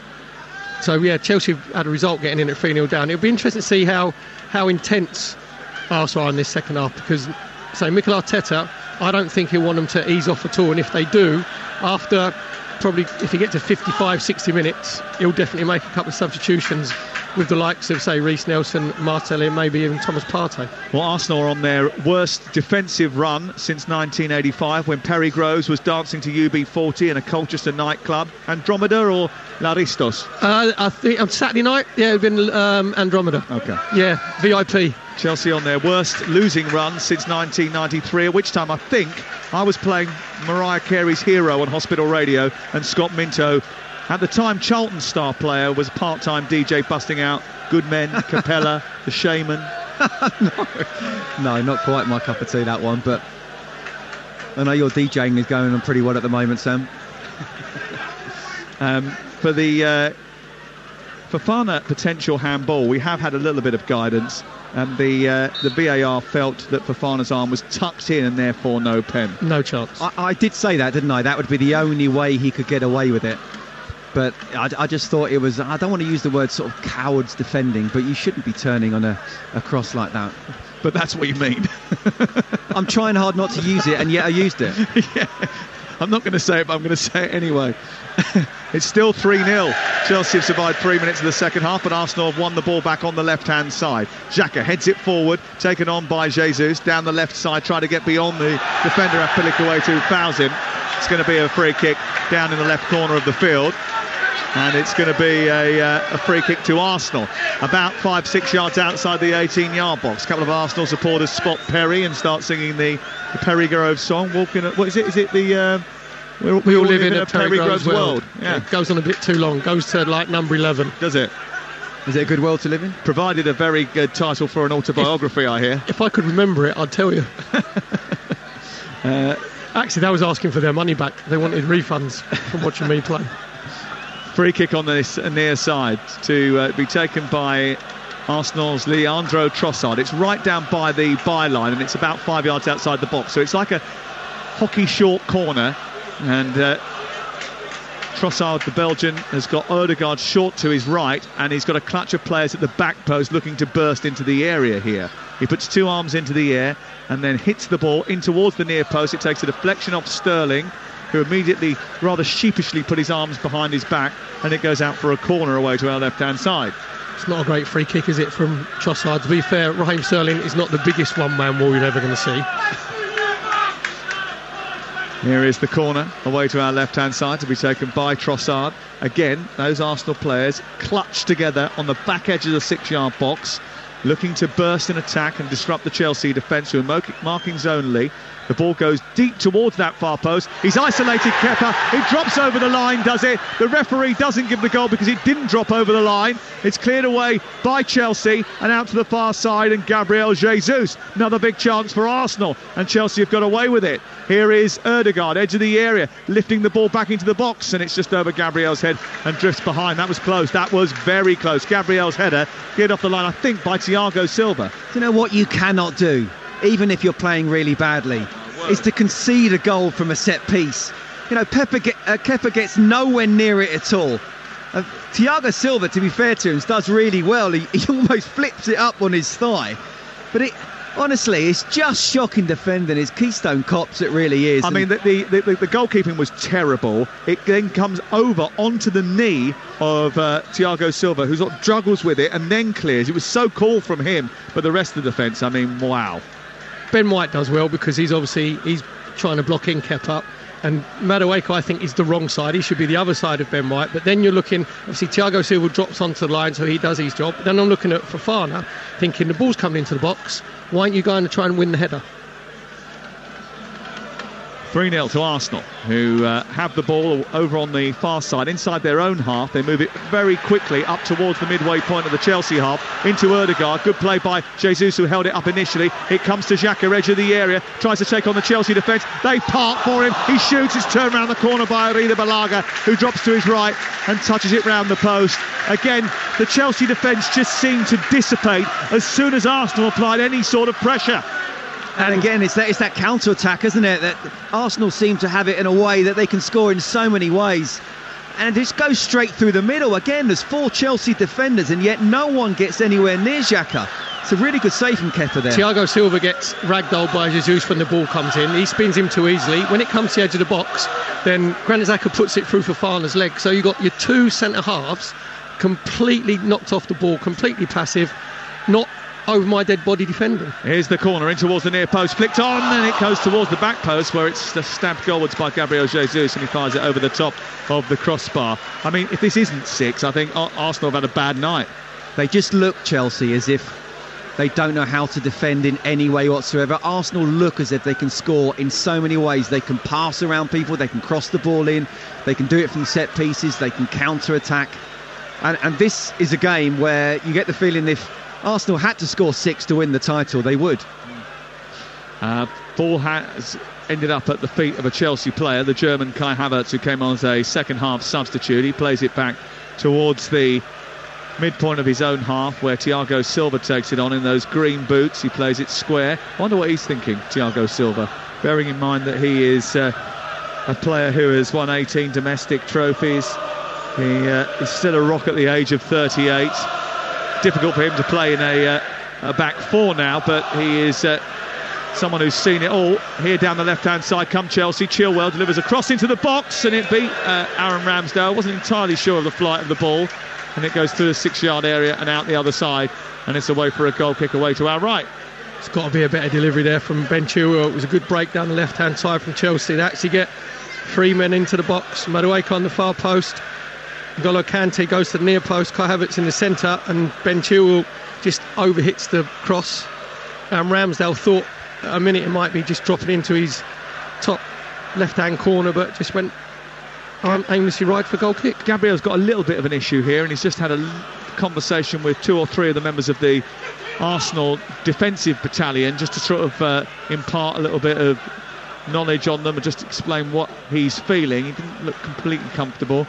But they do have a goal kick away to our right-hand side, leading by 3-0. But they knew any slip-up tonight would probably result in it really being all over. But a win does keep the pressure on City, or maybe not pressure, but it keeps them honest, doesn't it? Honest, and you want to make, from an Arsenal point of view, you want to make Man City have to win it, rather than drawing another game or losing another game and making it easy for Man City. As you said, you want to keep them at it. It does put a bit of pressure on City. Can City handle it? Yes, we believe they can. We know they can. They've done it before, but it does put pressure on City. If Arsenal drop points again here tonight, then we really would be saying that you can't make a case for Arsenal to go on and win it. And look, we all still now think that City will, but this is a really good performance. Jesus, halfway line, turns it infield. There was space out wide on the left, they didn't use it. Odegaard switched it to the right instead, and now Saka careers into the edge of the penalty area, gets it down the right side, plays it into Ben White, who's on the overlap. He takes over now, back to the edge of the area where it's collected by Odegaard. He tries to play it through the legs of a Chelsea defender. No one in blue reacts, and Xhaka picks it up, and they start again. It comes back to Odegaard. Saka turns past Silva, lays the ball through the 6-yard area, flicked away by Beleaguered. Comes back out to Trossard on the left-hand side. Still the attack continues. Trossard going one way, then the other, gets to the byline, tackle comes in, just about prods it away. Madueke then gives it straight back again inside his own box. Why not? Here they come again down the left-hand side. Xhaka plays it infield into Zinchenko. Odegaard wandering through, plays it on to Jorginho, and the Arsenal fans are cheering every pass now, laughing at Chelsea's inability to hold them at bay. And Saka has come forward, left-footed, and sends it narrowly wide from 20 yards, driving the ball towards Beleaguerd's left. He went sprawling across because he wasn't sure, and it went narrowly wide. Sam, all this is now is just shooting practice. Every time Arsenal go an attack, there's not one Chelsea player engaged. Madueke gave the ball away there to Trossard. He didn't react at all. He was actually walking. He let Trossard just go past him. He didn't even break into a jog. Havertz getting into the air at the other end, tries to tease a ball through the box, but he hits it with about 30% of the power that was required. Cleared by Arsenal, collected by Kovacic. Arsenal will be playing Champions League football next season. Chelsea ain't going to be in Europe. I don't know how attractive the proposition is for Mauricio Pochettino, but I'm sure that after the beauty pageant that they wanted to do involving Nagelsmann and Enrique ended up falling apart very quickly, because Nagelsmann and Enrique are not going to get involved in anything like that. They've got to make sure that they get the Pochettino deal over the line, because there's not too many other options of top managers that are going to take this job on a whim, unless you pay them a hell of a lot of money to do it. If it was another 6 games to go to the end of the season, it could have been Championship football. This is how poor Chelsea are at the moment, and I think the reason that maybe Enrique and Nagelsmann haven't taken the job, because they want Farnham to say who goes in and who comes out. The top manager isn't going to be top. Chelsea's transfer policy has been so scattergun. Graham Potter didn't have any control who came in and who went out. That was his problem. Martinelli's about to come on for Arteta. Just gives him a big hug on the touchline. Elsewhere in League One, Shrewsbury beating Bristol Rovers by 2-0. In the National League, the playoff eliminator, Boreham Wood are 2-0 up over Barnet, and that's a key game, of course, as they try to both get into the league. Here's Jesus, played him round the back, but Fofana just about gets hold of him this time, but the offside flag was up anyway, and it is going to be a free kick away to our left, and here's the change, and it's going to be Trossard off and Martinelli on. And I'm sure Azpilicueta and Fofana are delighted about that. Yeah, absolutely. But I mean, then look who's coming on, Martinelli. I mean, what I would say is he could put on almost anybody, Mikel Arteta, and it's not going to change the scoreline, not in a negative way anyway. So it's going to be interesting to see what Arteta does. But you talk about the managers, and I mean, the expectation can't be any lower. So I think Mauricio Pochettino, I personally think that they should have got whoever they want, they get him in now. And they actually see in a day-to-day training sessions and then matches as well, you know, who has a heart and who doesn't, who wants to play for the Chelsea badge and who doesn't. Scott, the manager's not coming in now. If you was Mauricio Pochettino, you wouldn't want any part of this. I would. I'd want to come in. No, it doesn't matter about the record, Perry. It does for managers. That's cosmetics. So why isn't he in then? I don't know. I've no idea. But if you're top manager, you want to come in now and you want to sort this out, because if you come in the first day of pre-season when there's no real pressure, it doesn't matter in pre-season, but there's no pressure. You find out about the players now. And from now to the end of the season, a top manager would come in and say, I'm going to look at you, and if I don't like you, you're out of here. It's as simple as that. Listen, the squad is bloated. They have to get rid of players. Why not come in now and realise who you should get in? I think he'll know. I think he'll know a list of players. He'll know who he wants in. He needs to see them on a day-to-day basis. Kovacic into Havertz and then plays it out to the left-hand side. Chilwell picks it up for Chelsea, are on a rare attack. Sterling delivers it to the far post. Zinchenko's alert to the danger. Gets there ahead of Havertz. There's a collision between the two. The ball's recycled by Enzo Fernandez, who lifts it into the 6-yard box. It might run through to Sterling. He air kicks the ball. And it breaks out to the far side. The Chelsea fans on the far side, they get furious about it. There's already been little arguments between one or two of the players. The fans getting a little bit narky as well. They know how bad this performance has been. If he is watching from on high, looking at the way that Chelsea have been performing over the last couple of games, that list that Mauricio Pochettino's got is probably 31 names long. Here's Martinelli down the left-hand side, playing it towards the midpoint of the Chelsea half. It's into Zinchenko. Then back to Zinchenko from Jorginho, and then all the way to the halfway line. It's Arsenal 3, Chelsea 0 on TalkSport with Now Sports. And don't forget that with Now Sports you can stream all the Sky Sports action like Arsenal-Chelsea live for $11.99. No contract, search Now Sports. I actually think the reason he's not come in, Pochettino, is because you got the owners who want to have a bit more power than they should. Again, the art of good management is delegation. Know who you want to get in and let him manage. And I think they want to interfere. I mean, I don't know, of course, but I think Pochettino is actually saying, look, I want this and I'm not signing on a dotted line until I get it. Here is Odegaard, up towards Jesus. Edge of the area is Saka. Then on to Jesus again. He picks his pass out to the left-hand side. The ball elegantly drops at the feet of Martinelli, who takes on Azpilicueta. Plays it against the Spaniard. It goes out. It's going to be a corner kick to Arsenal. And the hunger is there from Arsenal to go and get at least another goal in this game. Yeah, just got a little bit tight there for Martinelli. He's trying to go on the outside of Azpilicueta. He actually defended well, made sure that he didn't commit himself, got a good block in with his right foot for a corner for Arsenal on their left. It is a corner on this near side, which Martinelli is going to take. Again, those tall centre-backs, the slender figure of Granit Xhaka as well, goes towards the back edge of the 6-yard area, and they look to try and disrupt the Chelsea defence, who again have to mark zonally. Ben White comes trotting in towards the near side, and he's trying to upset the apple cart as the ball goes in towards Kepa again. Doesn't get great contact on it. A slip by Saka. The ball is run loose by Kovacic, and now Chelsea can counter-attack with 4 on 2, and the blue shirts are steaming forward, and Conte is one of them, and he looks to try and release Madueke and hits it against his back. And then there's like a whole carry-on film of calamities inside the 6-yard box, including a bit of Arsenal calamity as well. And Madueke just tumbles into the advertising hoarding, and it's an attack that sums up the night for Chelsea. I think it's catching. I think Arsenal defensive frailties came in there. They're just like, that was like Keystone Cops. It was.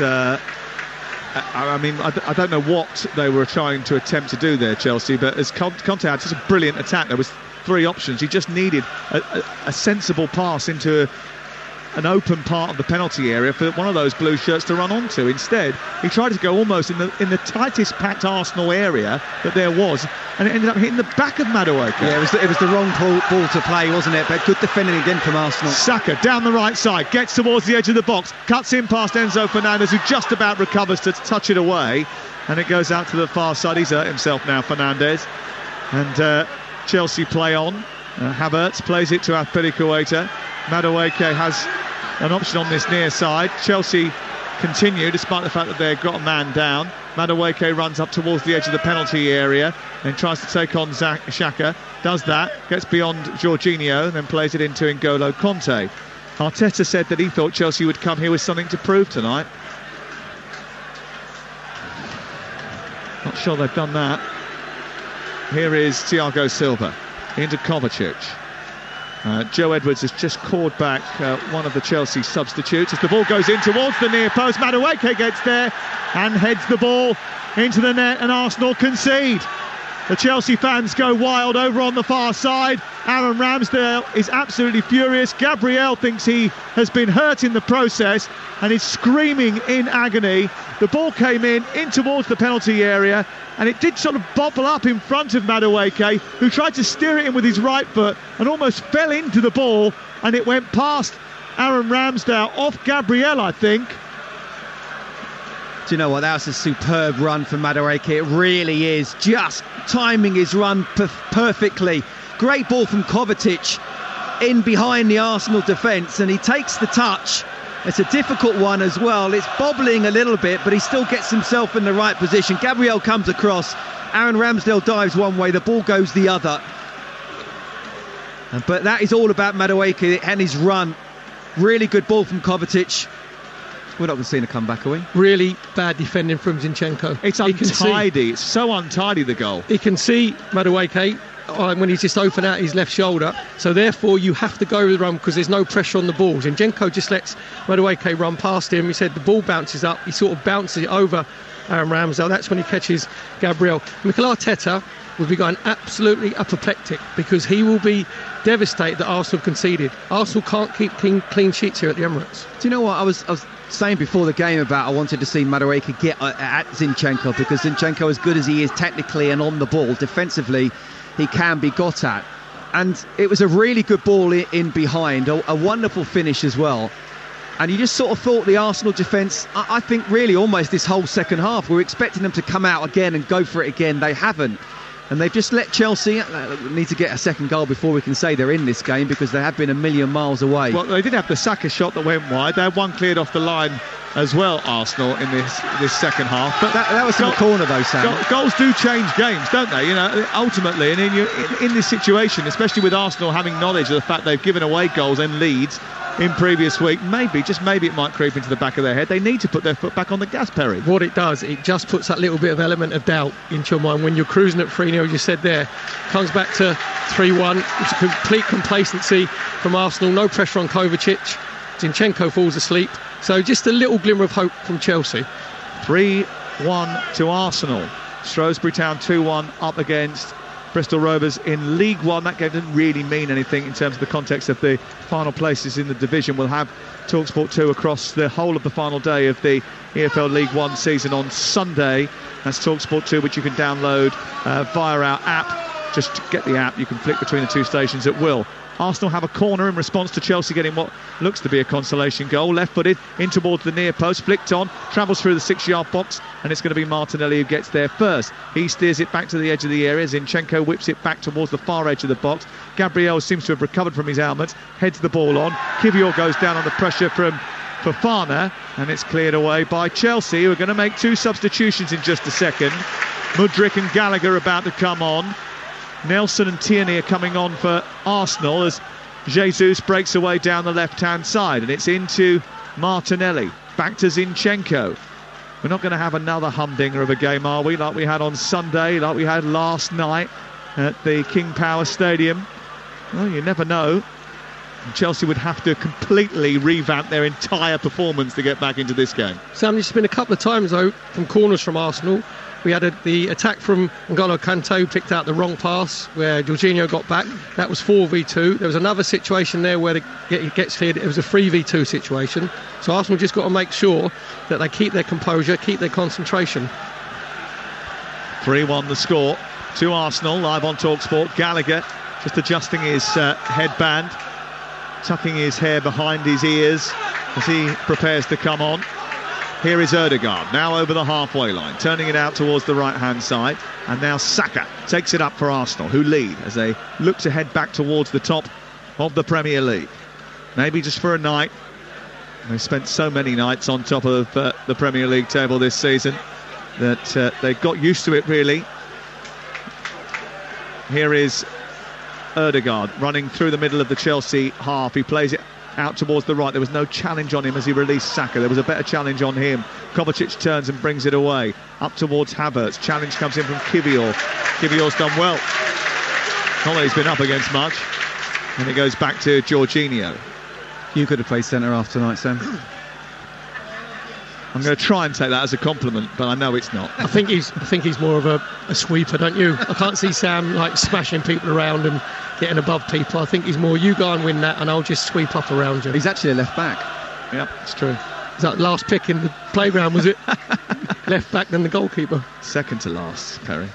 Here is Martinelli over on the far side, and he's trying to switch and turn the ball in towards the middle of the park. Arsenal keeping possession well here, leading by 3-1, live on TalkSport on this Tuesday evening in North London. It was a beautiful day in North London. 56% possession, and a lot of that has been surrendered in the second half by Arsenal. 14 shots to Chelsea's 3, 8 shots on target to Chelsea's 2, 6 corners to Chelsea's 1. Still, the ball hasn't gone out of play, and the substitutes have been warming up for quite some time. Gabriel stretches and inflicts a foul on Azpilicueta. Now the substitutions will take place, and Mudryk and Gallagher and Nelson and Tierney will come on. It'll be interesting to see how Chelsea change it, which players they decide to take off. Enzo Fernandez is coming off, obviously not feeling great.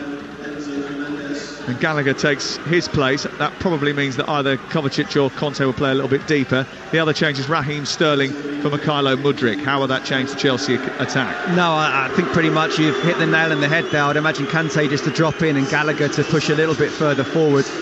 And Raheem Sterling, well, I don't recognise him. I'll be honest with you, I love him as a player for club and country. This season has been really tough, and tonight is, you know, when he's been on the ball, he's lost it. He's had a couple of air shots as well. You know, you're expecting someone with his experience to, yeah, okay, I'm not playing well, but find a way to do something in the game. And he's one of those senior pros that just haven't stood up so far. I don't think Enzo Fernandez will need a shower.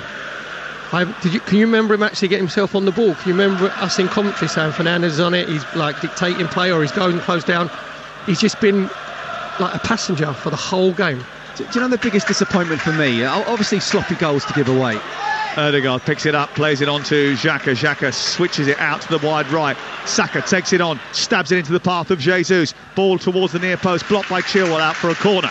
The biggest disappointment for me is when I looked at Xhaka, Odegaard, Jorginho up against Kovacic, Kante, Enzo Fernandez, I thought, wow, that's going to be a really good battle. Obviously you win the games in both boxes, but you control the game from midfield, and I don't think there's one player that can actually say, Kante's maybe just has run around a little bit, but the other two just completely bypassing this game. Talk about being damped with a faint praise. He's run around a little bit. It's the best I could do, Sam, honestly. Well done then, Golo, you ran. Yeah, I know what you mean. It's been one of those afternoons, as far as Chelsea are concerned. Great evening for Arsenal as they swing a corner in towards the near post. Gabriel rises. There's a foul by him. It's a free kick inside the 6-yard box away to our left-hand side. Is it about time, while we've got a break in play here and 2 substitutions, Nelson and Tierney, that we should all say congratulations to our very own Adrian Durham, who won the ARIA Award for Best Speech Presenter. It's basically the Oscars for radio, and he won the Gold Award today, and about time too. He's been nominated several times. He hasn't won it before. He is the greatest at the gift of the gab. He's brilliant on a Saturday afternoon and during the live football here on TalkSport, and congratulations to him. He's been fantastic for many years, but I think he deserves his award. He is the Premier League, the EFL, the National League Jedi. He would tell you, who was left back for Stockport County, how many games that he's played, how many goals that he scored, where he came from. I've been privileged to work with Aid on, obviously, around the grounds on a match day. It's incredible. His head has got so many stats and facts and figures in it, it's frightening. Quite simply, he's one of the best broadcasters in the business on every level. And I remember, Sam, we had our podcast sort of day out. We did, yeah. I texted Adrian, do you want to come and join us? And he said, no, I'm watching Scunthorpe versus, I can't remember who it was now. He said, I know the Scunthorpe manager and I haven't been to the other ground. Here is Mykhailo Mudryk over on the far side. Gallagher is coming as a sub onto Chilwell, delivers the ball into the box, and it's over the head of Azpilicueta, and Jesus chases it down, headed forward by Fofana in towards Conte, goes out on this near side, and Havertz then plays it back towards the halfway line. He was also taking his missus to the game as well. I said, boy, you know how to show someone a good time. He kept me up till 2 in the morning last night talking about football. As you can imagine, it wasn't the only person talking, but anyway, Listen, were you two just talking at each other? Yeah, pretty much for 3 or 4 hours. Anyway, congratulations to him. Well done. He'll be back with us tomorrow night at the Etihad Stadium, Manchester City versus West Ham. Here's Mykhailo Mudryk charging down the left, trying to get into the penalty area, and it's guided back by Ben White into the arms of the goalkeeper, Aaron Ramsdale, away to our right-hand side. This is TalkSport. Got a bronze award, TalkSport, for the World Cup coverage as well, so everybody involved in that deserves a big cheers this evening as well. Arsenal 3, Chelsea 1 here. And a lot of people in Arsenal red deserve a lot of credit this season too. There's not many representing Chelsea that deserve any credit at all. They have got themselves back on the score sheet, and they've actually, we didn't actually say it when it happened because it happened so fast, but Chelsea have actually scored a goal. That in itself is a remarkable event. Look, to be fair to Chelsea, they're winning the second half 1-0.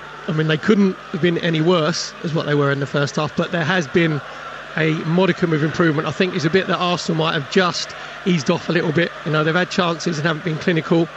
So at least the second half, they can say they've got a little bit of pride back, but the first half was an absolute abomination. It's now 2 goals in 709 minutes, both of whom have taken a deflection. And did that take a deflection?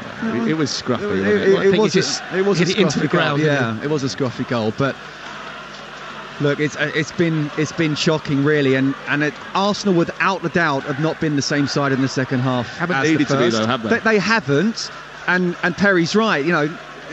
Used to say back in the day, the managers, didn't they, go out and win the second half? Well, I'll tell you what, they're winning it 1-0. If for some reason, I don't quite know how, but let's just go into fantasy land that Chelsea are able to create a second goal in the next 5 minutes, the last 10 minutes plus injury time could be very interesting. Going to make a change here, Chelsea. Hakim Ziyech is about to come on. Chelsea is preparing him. Ashley Cole actually is preparing him. former Arsenal left-back. In fact, the man that Perry owes quite a few glasses of wine to. On the book sales, do you mean? Yep. Their book came out in the same week, and the Arsenal fans started a campaign to ensure that more copies of Perry's book were sold than Ashley Cole's, and duly they were. Well, he said that he nearly crashed his car into a tree, didn't he, when he was offered £65 a week. Yeah. I nearly crashed my Vauxhall Viva when I was offered £65 a week. So there's the difference. Yeah, but the book sales have meant that you're in the Rolls Royce you came up today. I saw it. My ex-wife was quite pleased with the royalties. Gallagher out to the far side. Chelsea on the attack. Onto Mykhailo Mudryk, who runs up to the edge of the area. Remember, he was supposed to go to Arsenal and ended up at Chelsea because they paid a packet load more. Here's Gallagher over on the far side. Gets fouled over by the far touchline by Reece Nelson. And it's going to be a free kick to Chelsea, just a couple of yards in from the touchline. To get this delivery right, cause a few problems, you never know. Yeah, just a little bit lazy from Reece Nelson. Conor Gallagher's not going anywhere, just facing the touchline. Just shepherd him out, put his team under pressure. Corner, free kick over on the far side to be drifted in, I think, either by Mykhailo Mudryk or Ben Chilwell standing over there for Fana, Azpilicueta, Thiago Silva, Madueke, and also Kai Havertz waiting around in the centre, looking for this delivery. In fact, it's going to be left by Chilwell to Mykhailo Mudryk. And still the Chelsea fans serenading him as he sends the ball in towards the near post. It's flicked up. Did it hit a hand on the way through? It's smuggled out for a corner over on the far side. There was a diving, glancing header from Thiago Silva. It hit an Arsenal body and went behind. John Sam, there's a little bit of nervousness just creeping around at the moment. Arsenal conceding free kicks and corners. No VAR check. And the corner comes in from Mudryk. It's a higher one, deep towards the middle of the 6-yard box. Taking charge brilliantly there was Gabriel. Great header. Gets it out towards this near side. Then N'Golo Kanté slides it out. And now Chelsea want to make a substitution. They're going to take off Madueke and bring on Hakim Ziyech. It's currently Arsenal 3, Chelsea 1. And for the latest odds, you can go to Ladbrokes, where right now you can get a bet on Arsenal to win the game. It's 100 to 1 on. The draw is 40 to 1 and Chelsea to win is 125 to 1. That's all thanks to Ladbrokes. Play at ladbrokes.com, 18 plus, begambleaware.org. That 100 to 1 might come a little lower if Chelsea are able to nick a goal, as I say. And Perry's right, it's just gone very quiet around the Emirates at the moment. Ziyech has been introduced to the game very quickly. Conte's won the ball on halfway. Jesus has put himself about, and then Nelson does well to win it. Jesus seems to be fouled. That's going to be a yellow card for Kovacic. A tackle from behind. Should have done that in the first half. That's getting tight. Okay, you've not won the ball and you want a yellow card as well, but at least there's a bit of physicality going on now with Chelsea. Arsenal definitely just sat back in this second half, played it anywhere near the intensity of the first. And you know, if Chelsea were in a good vein of form at the moment, or Arsenal up against a very good side, things could be a lot worse. Well, fans have stuck with Frank Lampard. The fans have stuck with Chelsea so far this evening, when it could have gone completely the other way. They celebrated their goal with gusto, but Frank Lampard said his eyes were open when he took the job on, and his role was to try and bring performance and good feeling back to the group. Very difficult to do that in a short space of time, but he did also talk about Arsenal, the evolution from a team under Arteta who defended deep and sort of clawed their way through games into what they are now, which is a really good high-pressing footballing team that create a lot of chances and score goals. And he talked about their process of that, you know, and how it sort of worked. It was a great example, he said, of how that sort of process has been done well. Arsenal just being a little bit casual and giving the ball away, but it took patience. It definitely took patience. They gave him a lot of scope, didn't they? Arteta was given the option to get rid of Aubameyang, strip him of the captaincy, despite the cost that it certainly did end up costing the club as a whole. And patience might be the way forward with the next Chelsea manager. Patience is okay if you can see that the manager has a philosophy and he has a vision. And Mikel Arteta always goes on about his non-negotiables, and that was your attitude in training, your attitude in games, on and off the pitch. And Arsenal could see that. And to be fair, beginning of last season, lost the first 3 games, hadn't scored a goal, bottom of the league, and the game here I can remember against Norwich when Aubameyang scored from about 6 inches. Yeah, that was 1-0. That was his sort of tipping point.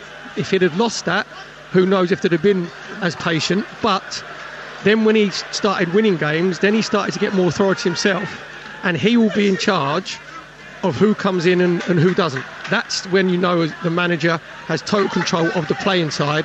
At the moment, Graham Potter didn't have it. Frank Lampard hasn't got it. It's not his fault because these are not his players. So when Pochettino comes in, he's got to be in total control of who comes in and who goes out, because if he isn't, he's got no chance. Odegaard has the ball for Arsenal inside opposition territory. 82 minutes on the clock. Arsenal sort of just killed off that little bit of a fight back from Chelsea just by really taking a sting out of the game. 3-1 the score. There's only 8 minutes left now, and not even Frank Lampard believes there's much chance of Chelsea coming back in this one. And Tierney sending it forward high into the air down the left hand side. Arsenal getting the job done in the first half, absolutely ripping Chelsea to shreds. They could have had many more than 3 goals that they racked up before the break. Azpilicueta keeping Chelsea on the ball. Kovacic moves forward into that centre circle, plays it to Conor Gallagher, who spreads it further wide for Chelsea, so the wide left position. Then it comes infield to Madueke, who then plays the ball down the left touchline, looking for a chase on by Chilwell, who felt he was fouled. The referee said no. Reece Nelson gets on with it, and Arsenal play out. He did well there, Reece Nelson. He made sure that he tracked his run up, kept with Chilwell. Chilwell ended up just running into him. 4 versus 3 in Arsenal's favour. Coming forward on the right hand side, it's a bit wide for Nelson, who just about keeps it in. He moves towards the edge of the penalty area. He's engaged by Gallagher, goes past him, then interrupted by Chilwell and goes back out the other side and has to turn away and give it to Jorginho. Still Arsenal put pressure on. They played around Chelsea too easily. Odegaard has wandered into the box, left-footed, drives it towards the near post, saved by Rida Balaga, and then cleared out on the other side. And then Fofana appeared to nudge Reece Nelson to the floor inside the area. Referee said nothing, goal kick. Surely they'll have a look at that. They probably will, but no one's really gone for it and claimed the penalty. He's just said now that there will be a VAR look. But how can Martin Odegaard get that amount of time and space inside the box to turn, run with it and shoot as well? And Fofana, no, it's never been a penalty, that one. He's got the ball. What happens there is, even before that, Granit Xhaka over on the inside right position, he's in 10 yards of space. So the 2 players are the most dangerous, especially from the first half. Chelsea haven't tried to counteract that. You said that Odegaard gets in, gets his shot. In the end, it was a good save from Kepa down low to his left-hand side. This is just game management now from Arsenal. Yeah, and that's something that obviously they were criticised for in the game against Liverpool, the game against West Ham United, and in some senses even the game against Manchester City. But they're making a change here because Gabriel has got a problem, and he's been nursing that for a little while, and he's going to have to be replaced by Rob Holding. Thomas Partey's coming on as well.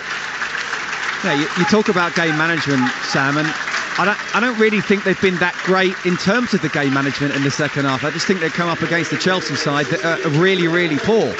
And how Chelsea, when you look at the first half, are kind of winning this second half, I think shows how poor Arsenal have been in the second half as well. They won the game in the first half.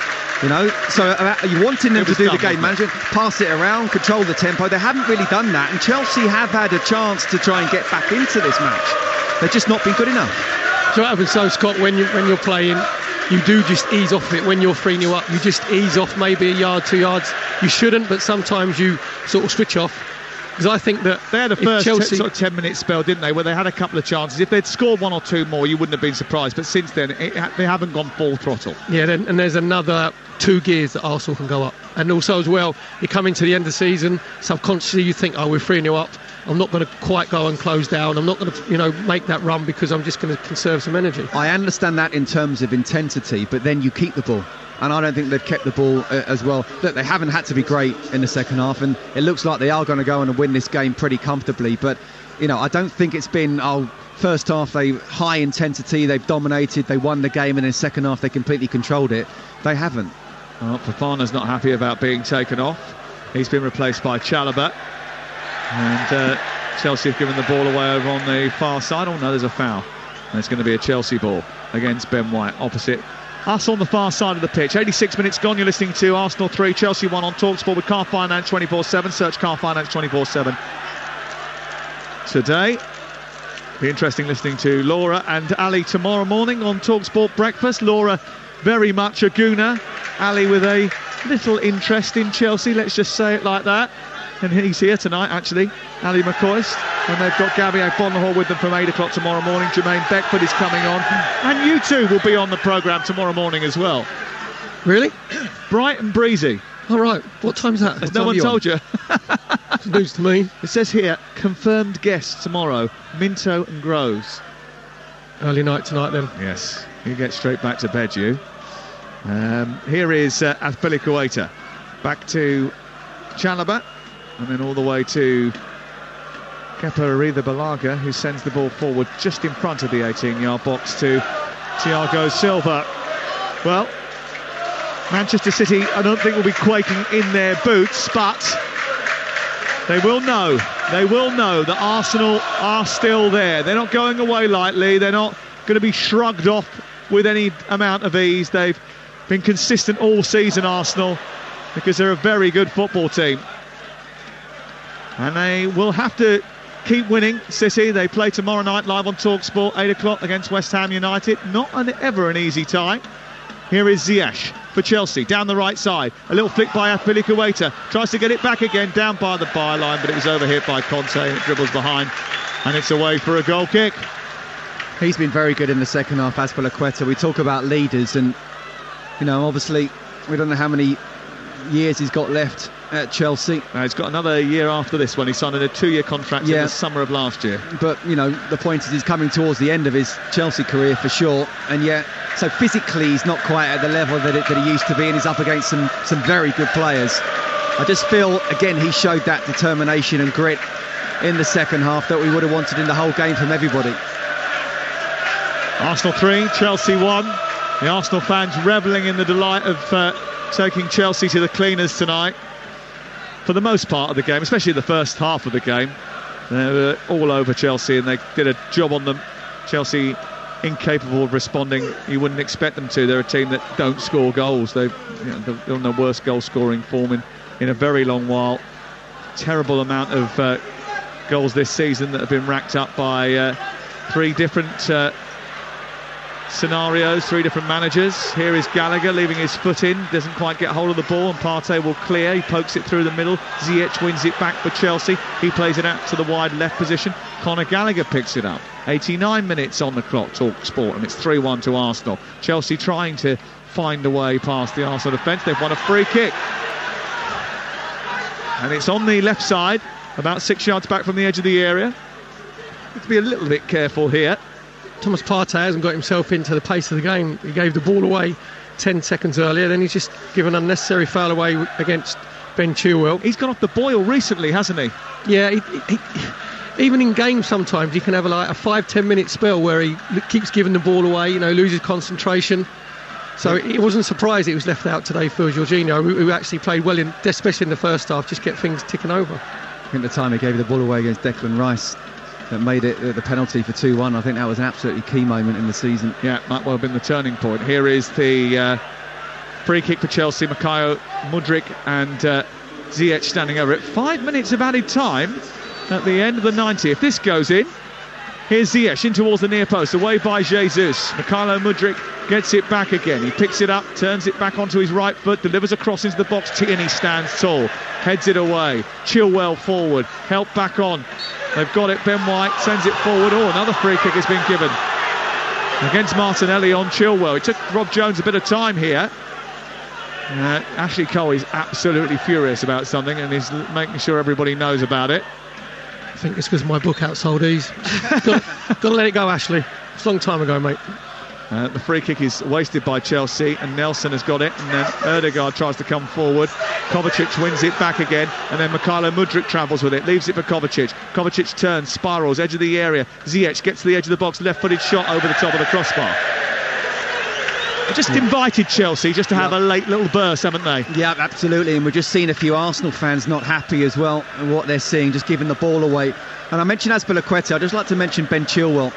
I think he's probably been Chelsea's best player from the start to the finish. That's not necessarily saying much, but he's certainly been their biggest goal threat. Yeah, absolutely. And, you know, he kept Saka reasonably quiet, and Saka's been taken off. He's tried to get forward when he can, but from that position, it's not always easy to affect the game. Arsenal still hunting, still hoping, still dreaming of an incredible turnaround. The Premier League is littered with those stories of hope and fantasy. Could Arsenal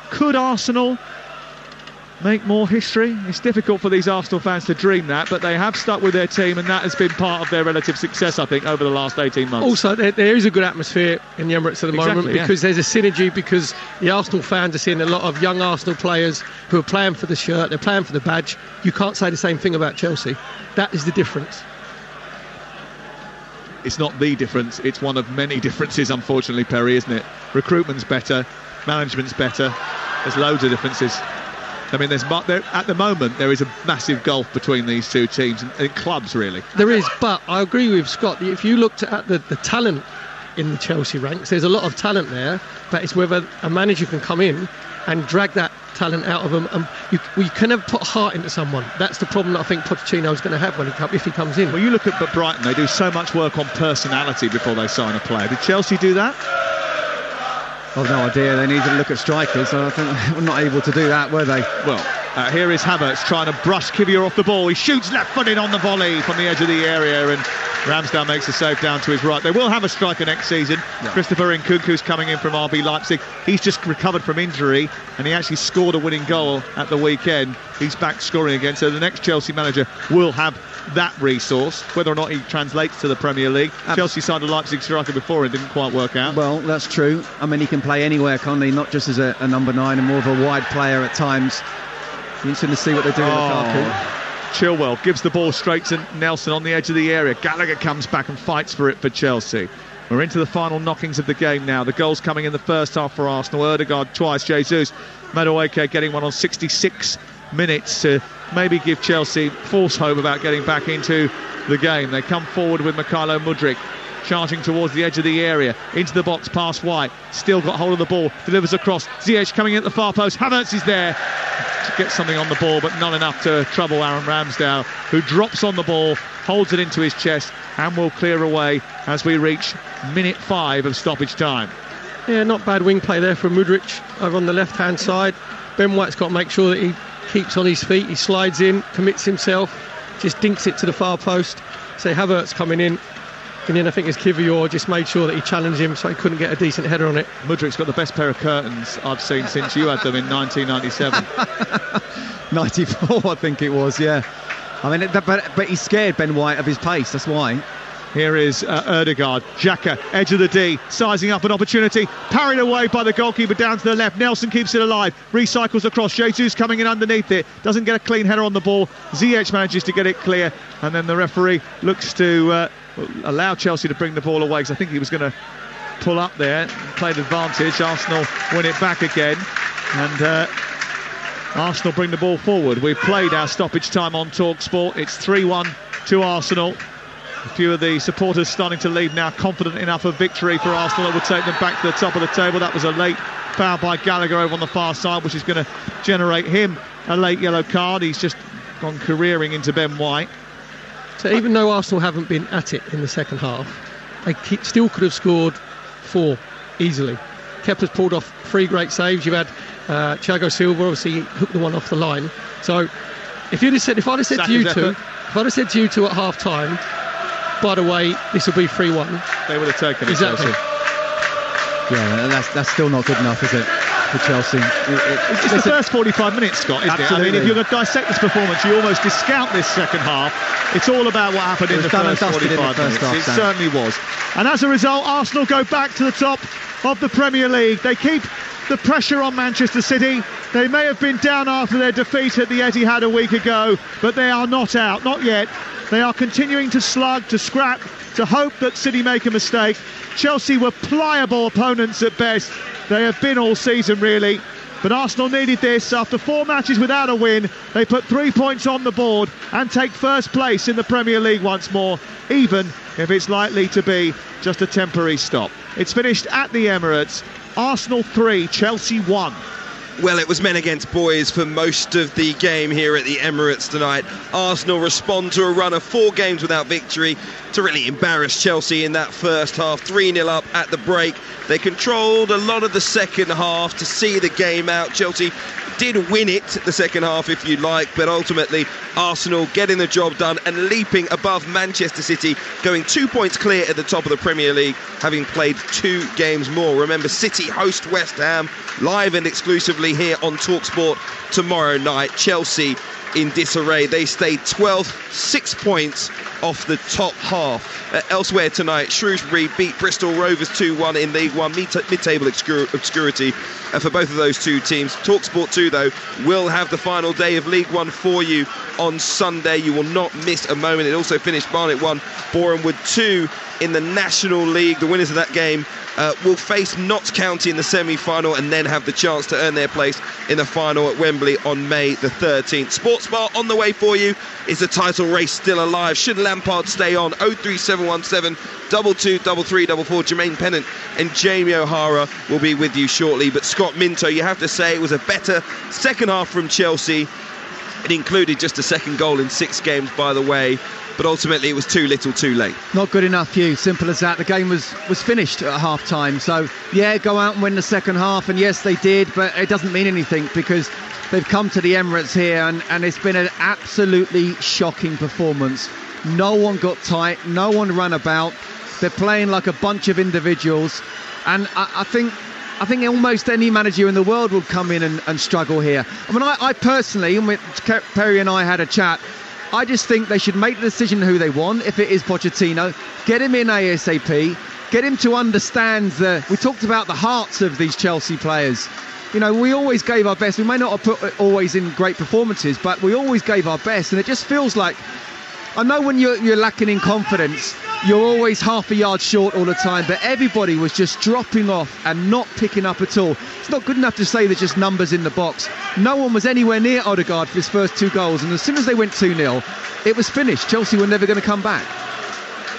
Well, in the first half, I did say it was like a training game where you have the first team against, not the reserves, because reserve used to kick the first team, probably against the youth team, and they're told not to close down, not to tackle, let the first team get in a rhythm of passing. And it's not as if Chelsea don't know the way that Arsenal are going to play. They know that Granit Xhaka is going to go and play in that inside left position. They know that Odegaard is going to come and play in the inside right position. And Kovacic was supposed to pick up Odegaard. Fernandes was supposed to be picking up Granit Xhaka. They got nowhere near him. So your 1v1 battles, Chelsea lost every single one. Maybe you said about Chilwell and Bukayo Saka, that was probably even in the first half. But the Chelsea players went over and clapped the Chelsea fans, right? I find that an embarrassment, because I would say don't clap. If I was a fan, I'd say don't be clapping me. Make sure you run around. Make sure you put everything you can into that game, and they haven't. They were, as professional athletes, they were an embarrassment in that first half. I've got to say the Chelsea fans won't be happy to see a couple of their players smiling and joking and having some hugs with the Arsenal players as well, because Wesley Fofana went over and had a chat with William Saliba, injured at the moment but was on the side of the pitch at full time. They were catching up. Mikhailo Mudryk and Alexander Zinchenko, countrymen, as well, with a bit of a cuddle. The Arsenal fans wouldn't have wanted to see Gabriel, their centre-back, limping quite heavily at the end of that game there as well, given the current situation with Saliba already out. Kivior came in for his first Premier League start tonight, wasn't really troubled, to be perfectly honest, but of course Rob Holding came off the bench as well, and we will see if that is a big factor for Arsenal going forward as well. But it was important tonight, Perry, just finally, that Arsenal got back to winning ways after 4 matches without victory in the Premier League that may well have seen the Premier League title slip away from them. But the positivity inside the Emirates Stadium, that was great to witness once again, despite what has gone before, despite the lack of a performance, if you like, against Manchester City at the Etihad. Everyone here seems very much together, and that bodes really well for the future. Yeah, there's a good synergy from the fans to the players, because they actually can see that the players are playing for the club. They're playing with heart, they're playing with passion. Totally opposite from this bunch of Chelsea players. And if Mikel Arteta had to pick a team that he would want to play after drawing 3 and losing against Man City, you'd have to say Chelsea would be that team. That's how poor that Chelsea are at the moment. So it was a complete storm in the first half where there was no resistance from Chelsea whatsoever. Arsenal just got a little bit sloppy in the second half. They just took their foot off the gas, probably by 10-20%. So Frank Lampard will say, I'll guarantee you say in his interviews, first half, totally unacceptable. Second half was more like I want my team to play. That's what we'll say, but that'll be papered over the cracks because there's no heart in this Chelsea side at the moment. Yeah, it was very clear for all to see that Chelsea were playing nothing. That was the approach of their players and their application during that game, and they leave the Emirates having been beaten 3-1 by Arsenal, who head back to the top of the Premier League table. Let's quickly pick our man of the match with Car Finance 24/7. Man of the match on TalkSport with Car Finance 24/7. Sort your finance first, so you can choose a car with confidence. Search Car Finance 24/7 today. Representative APR 19.9%. Car Finance 24/7 is a credit broker, not a lender. Scott, what do you think?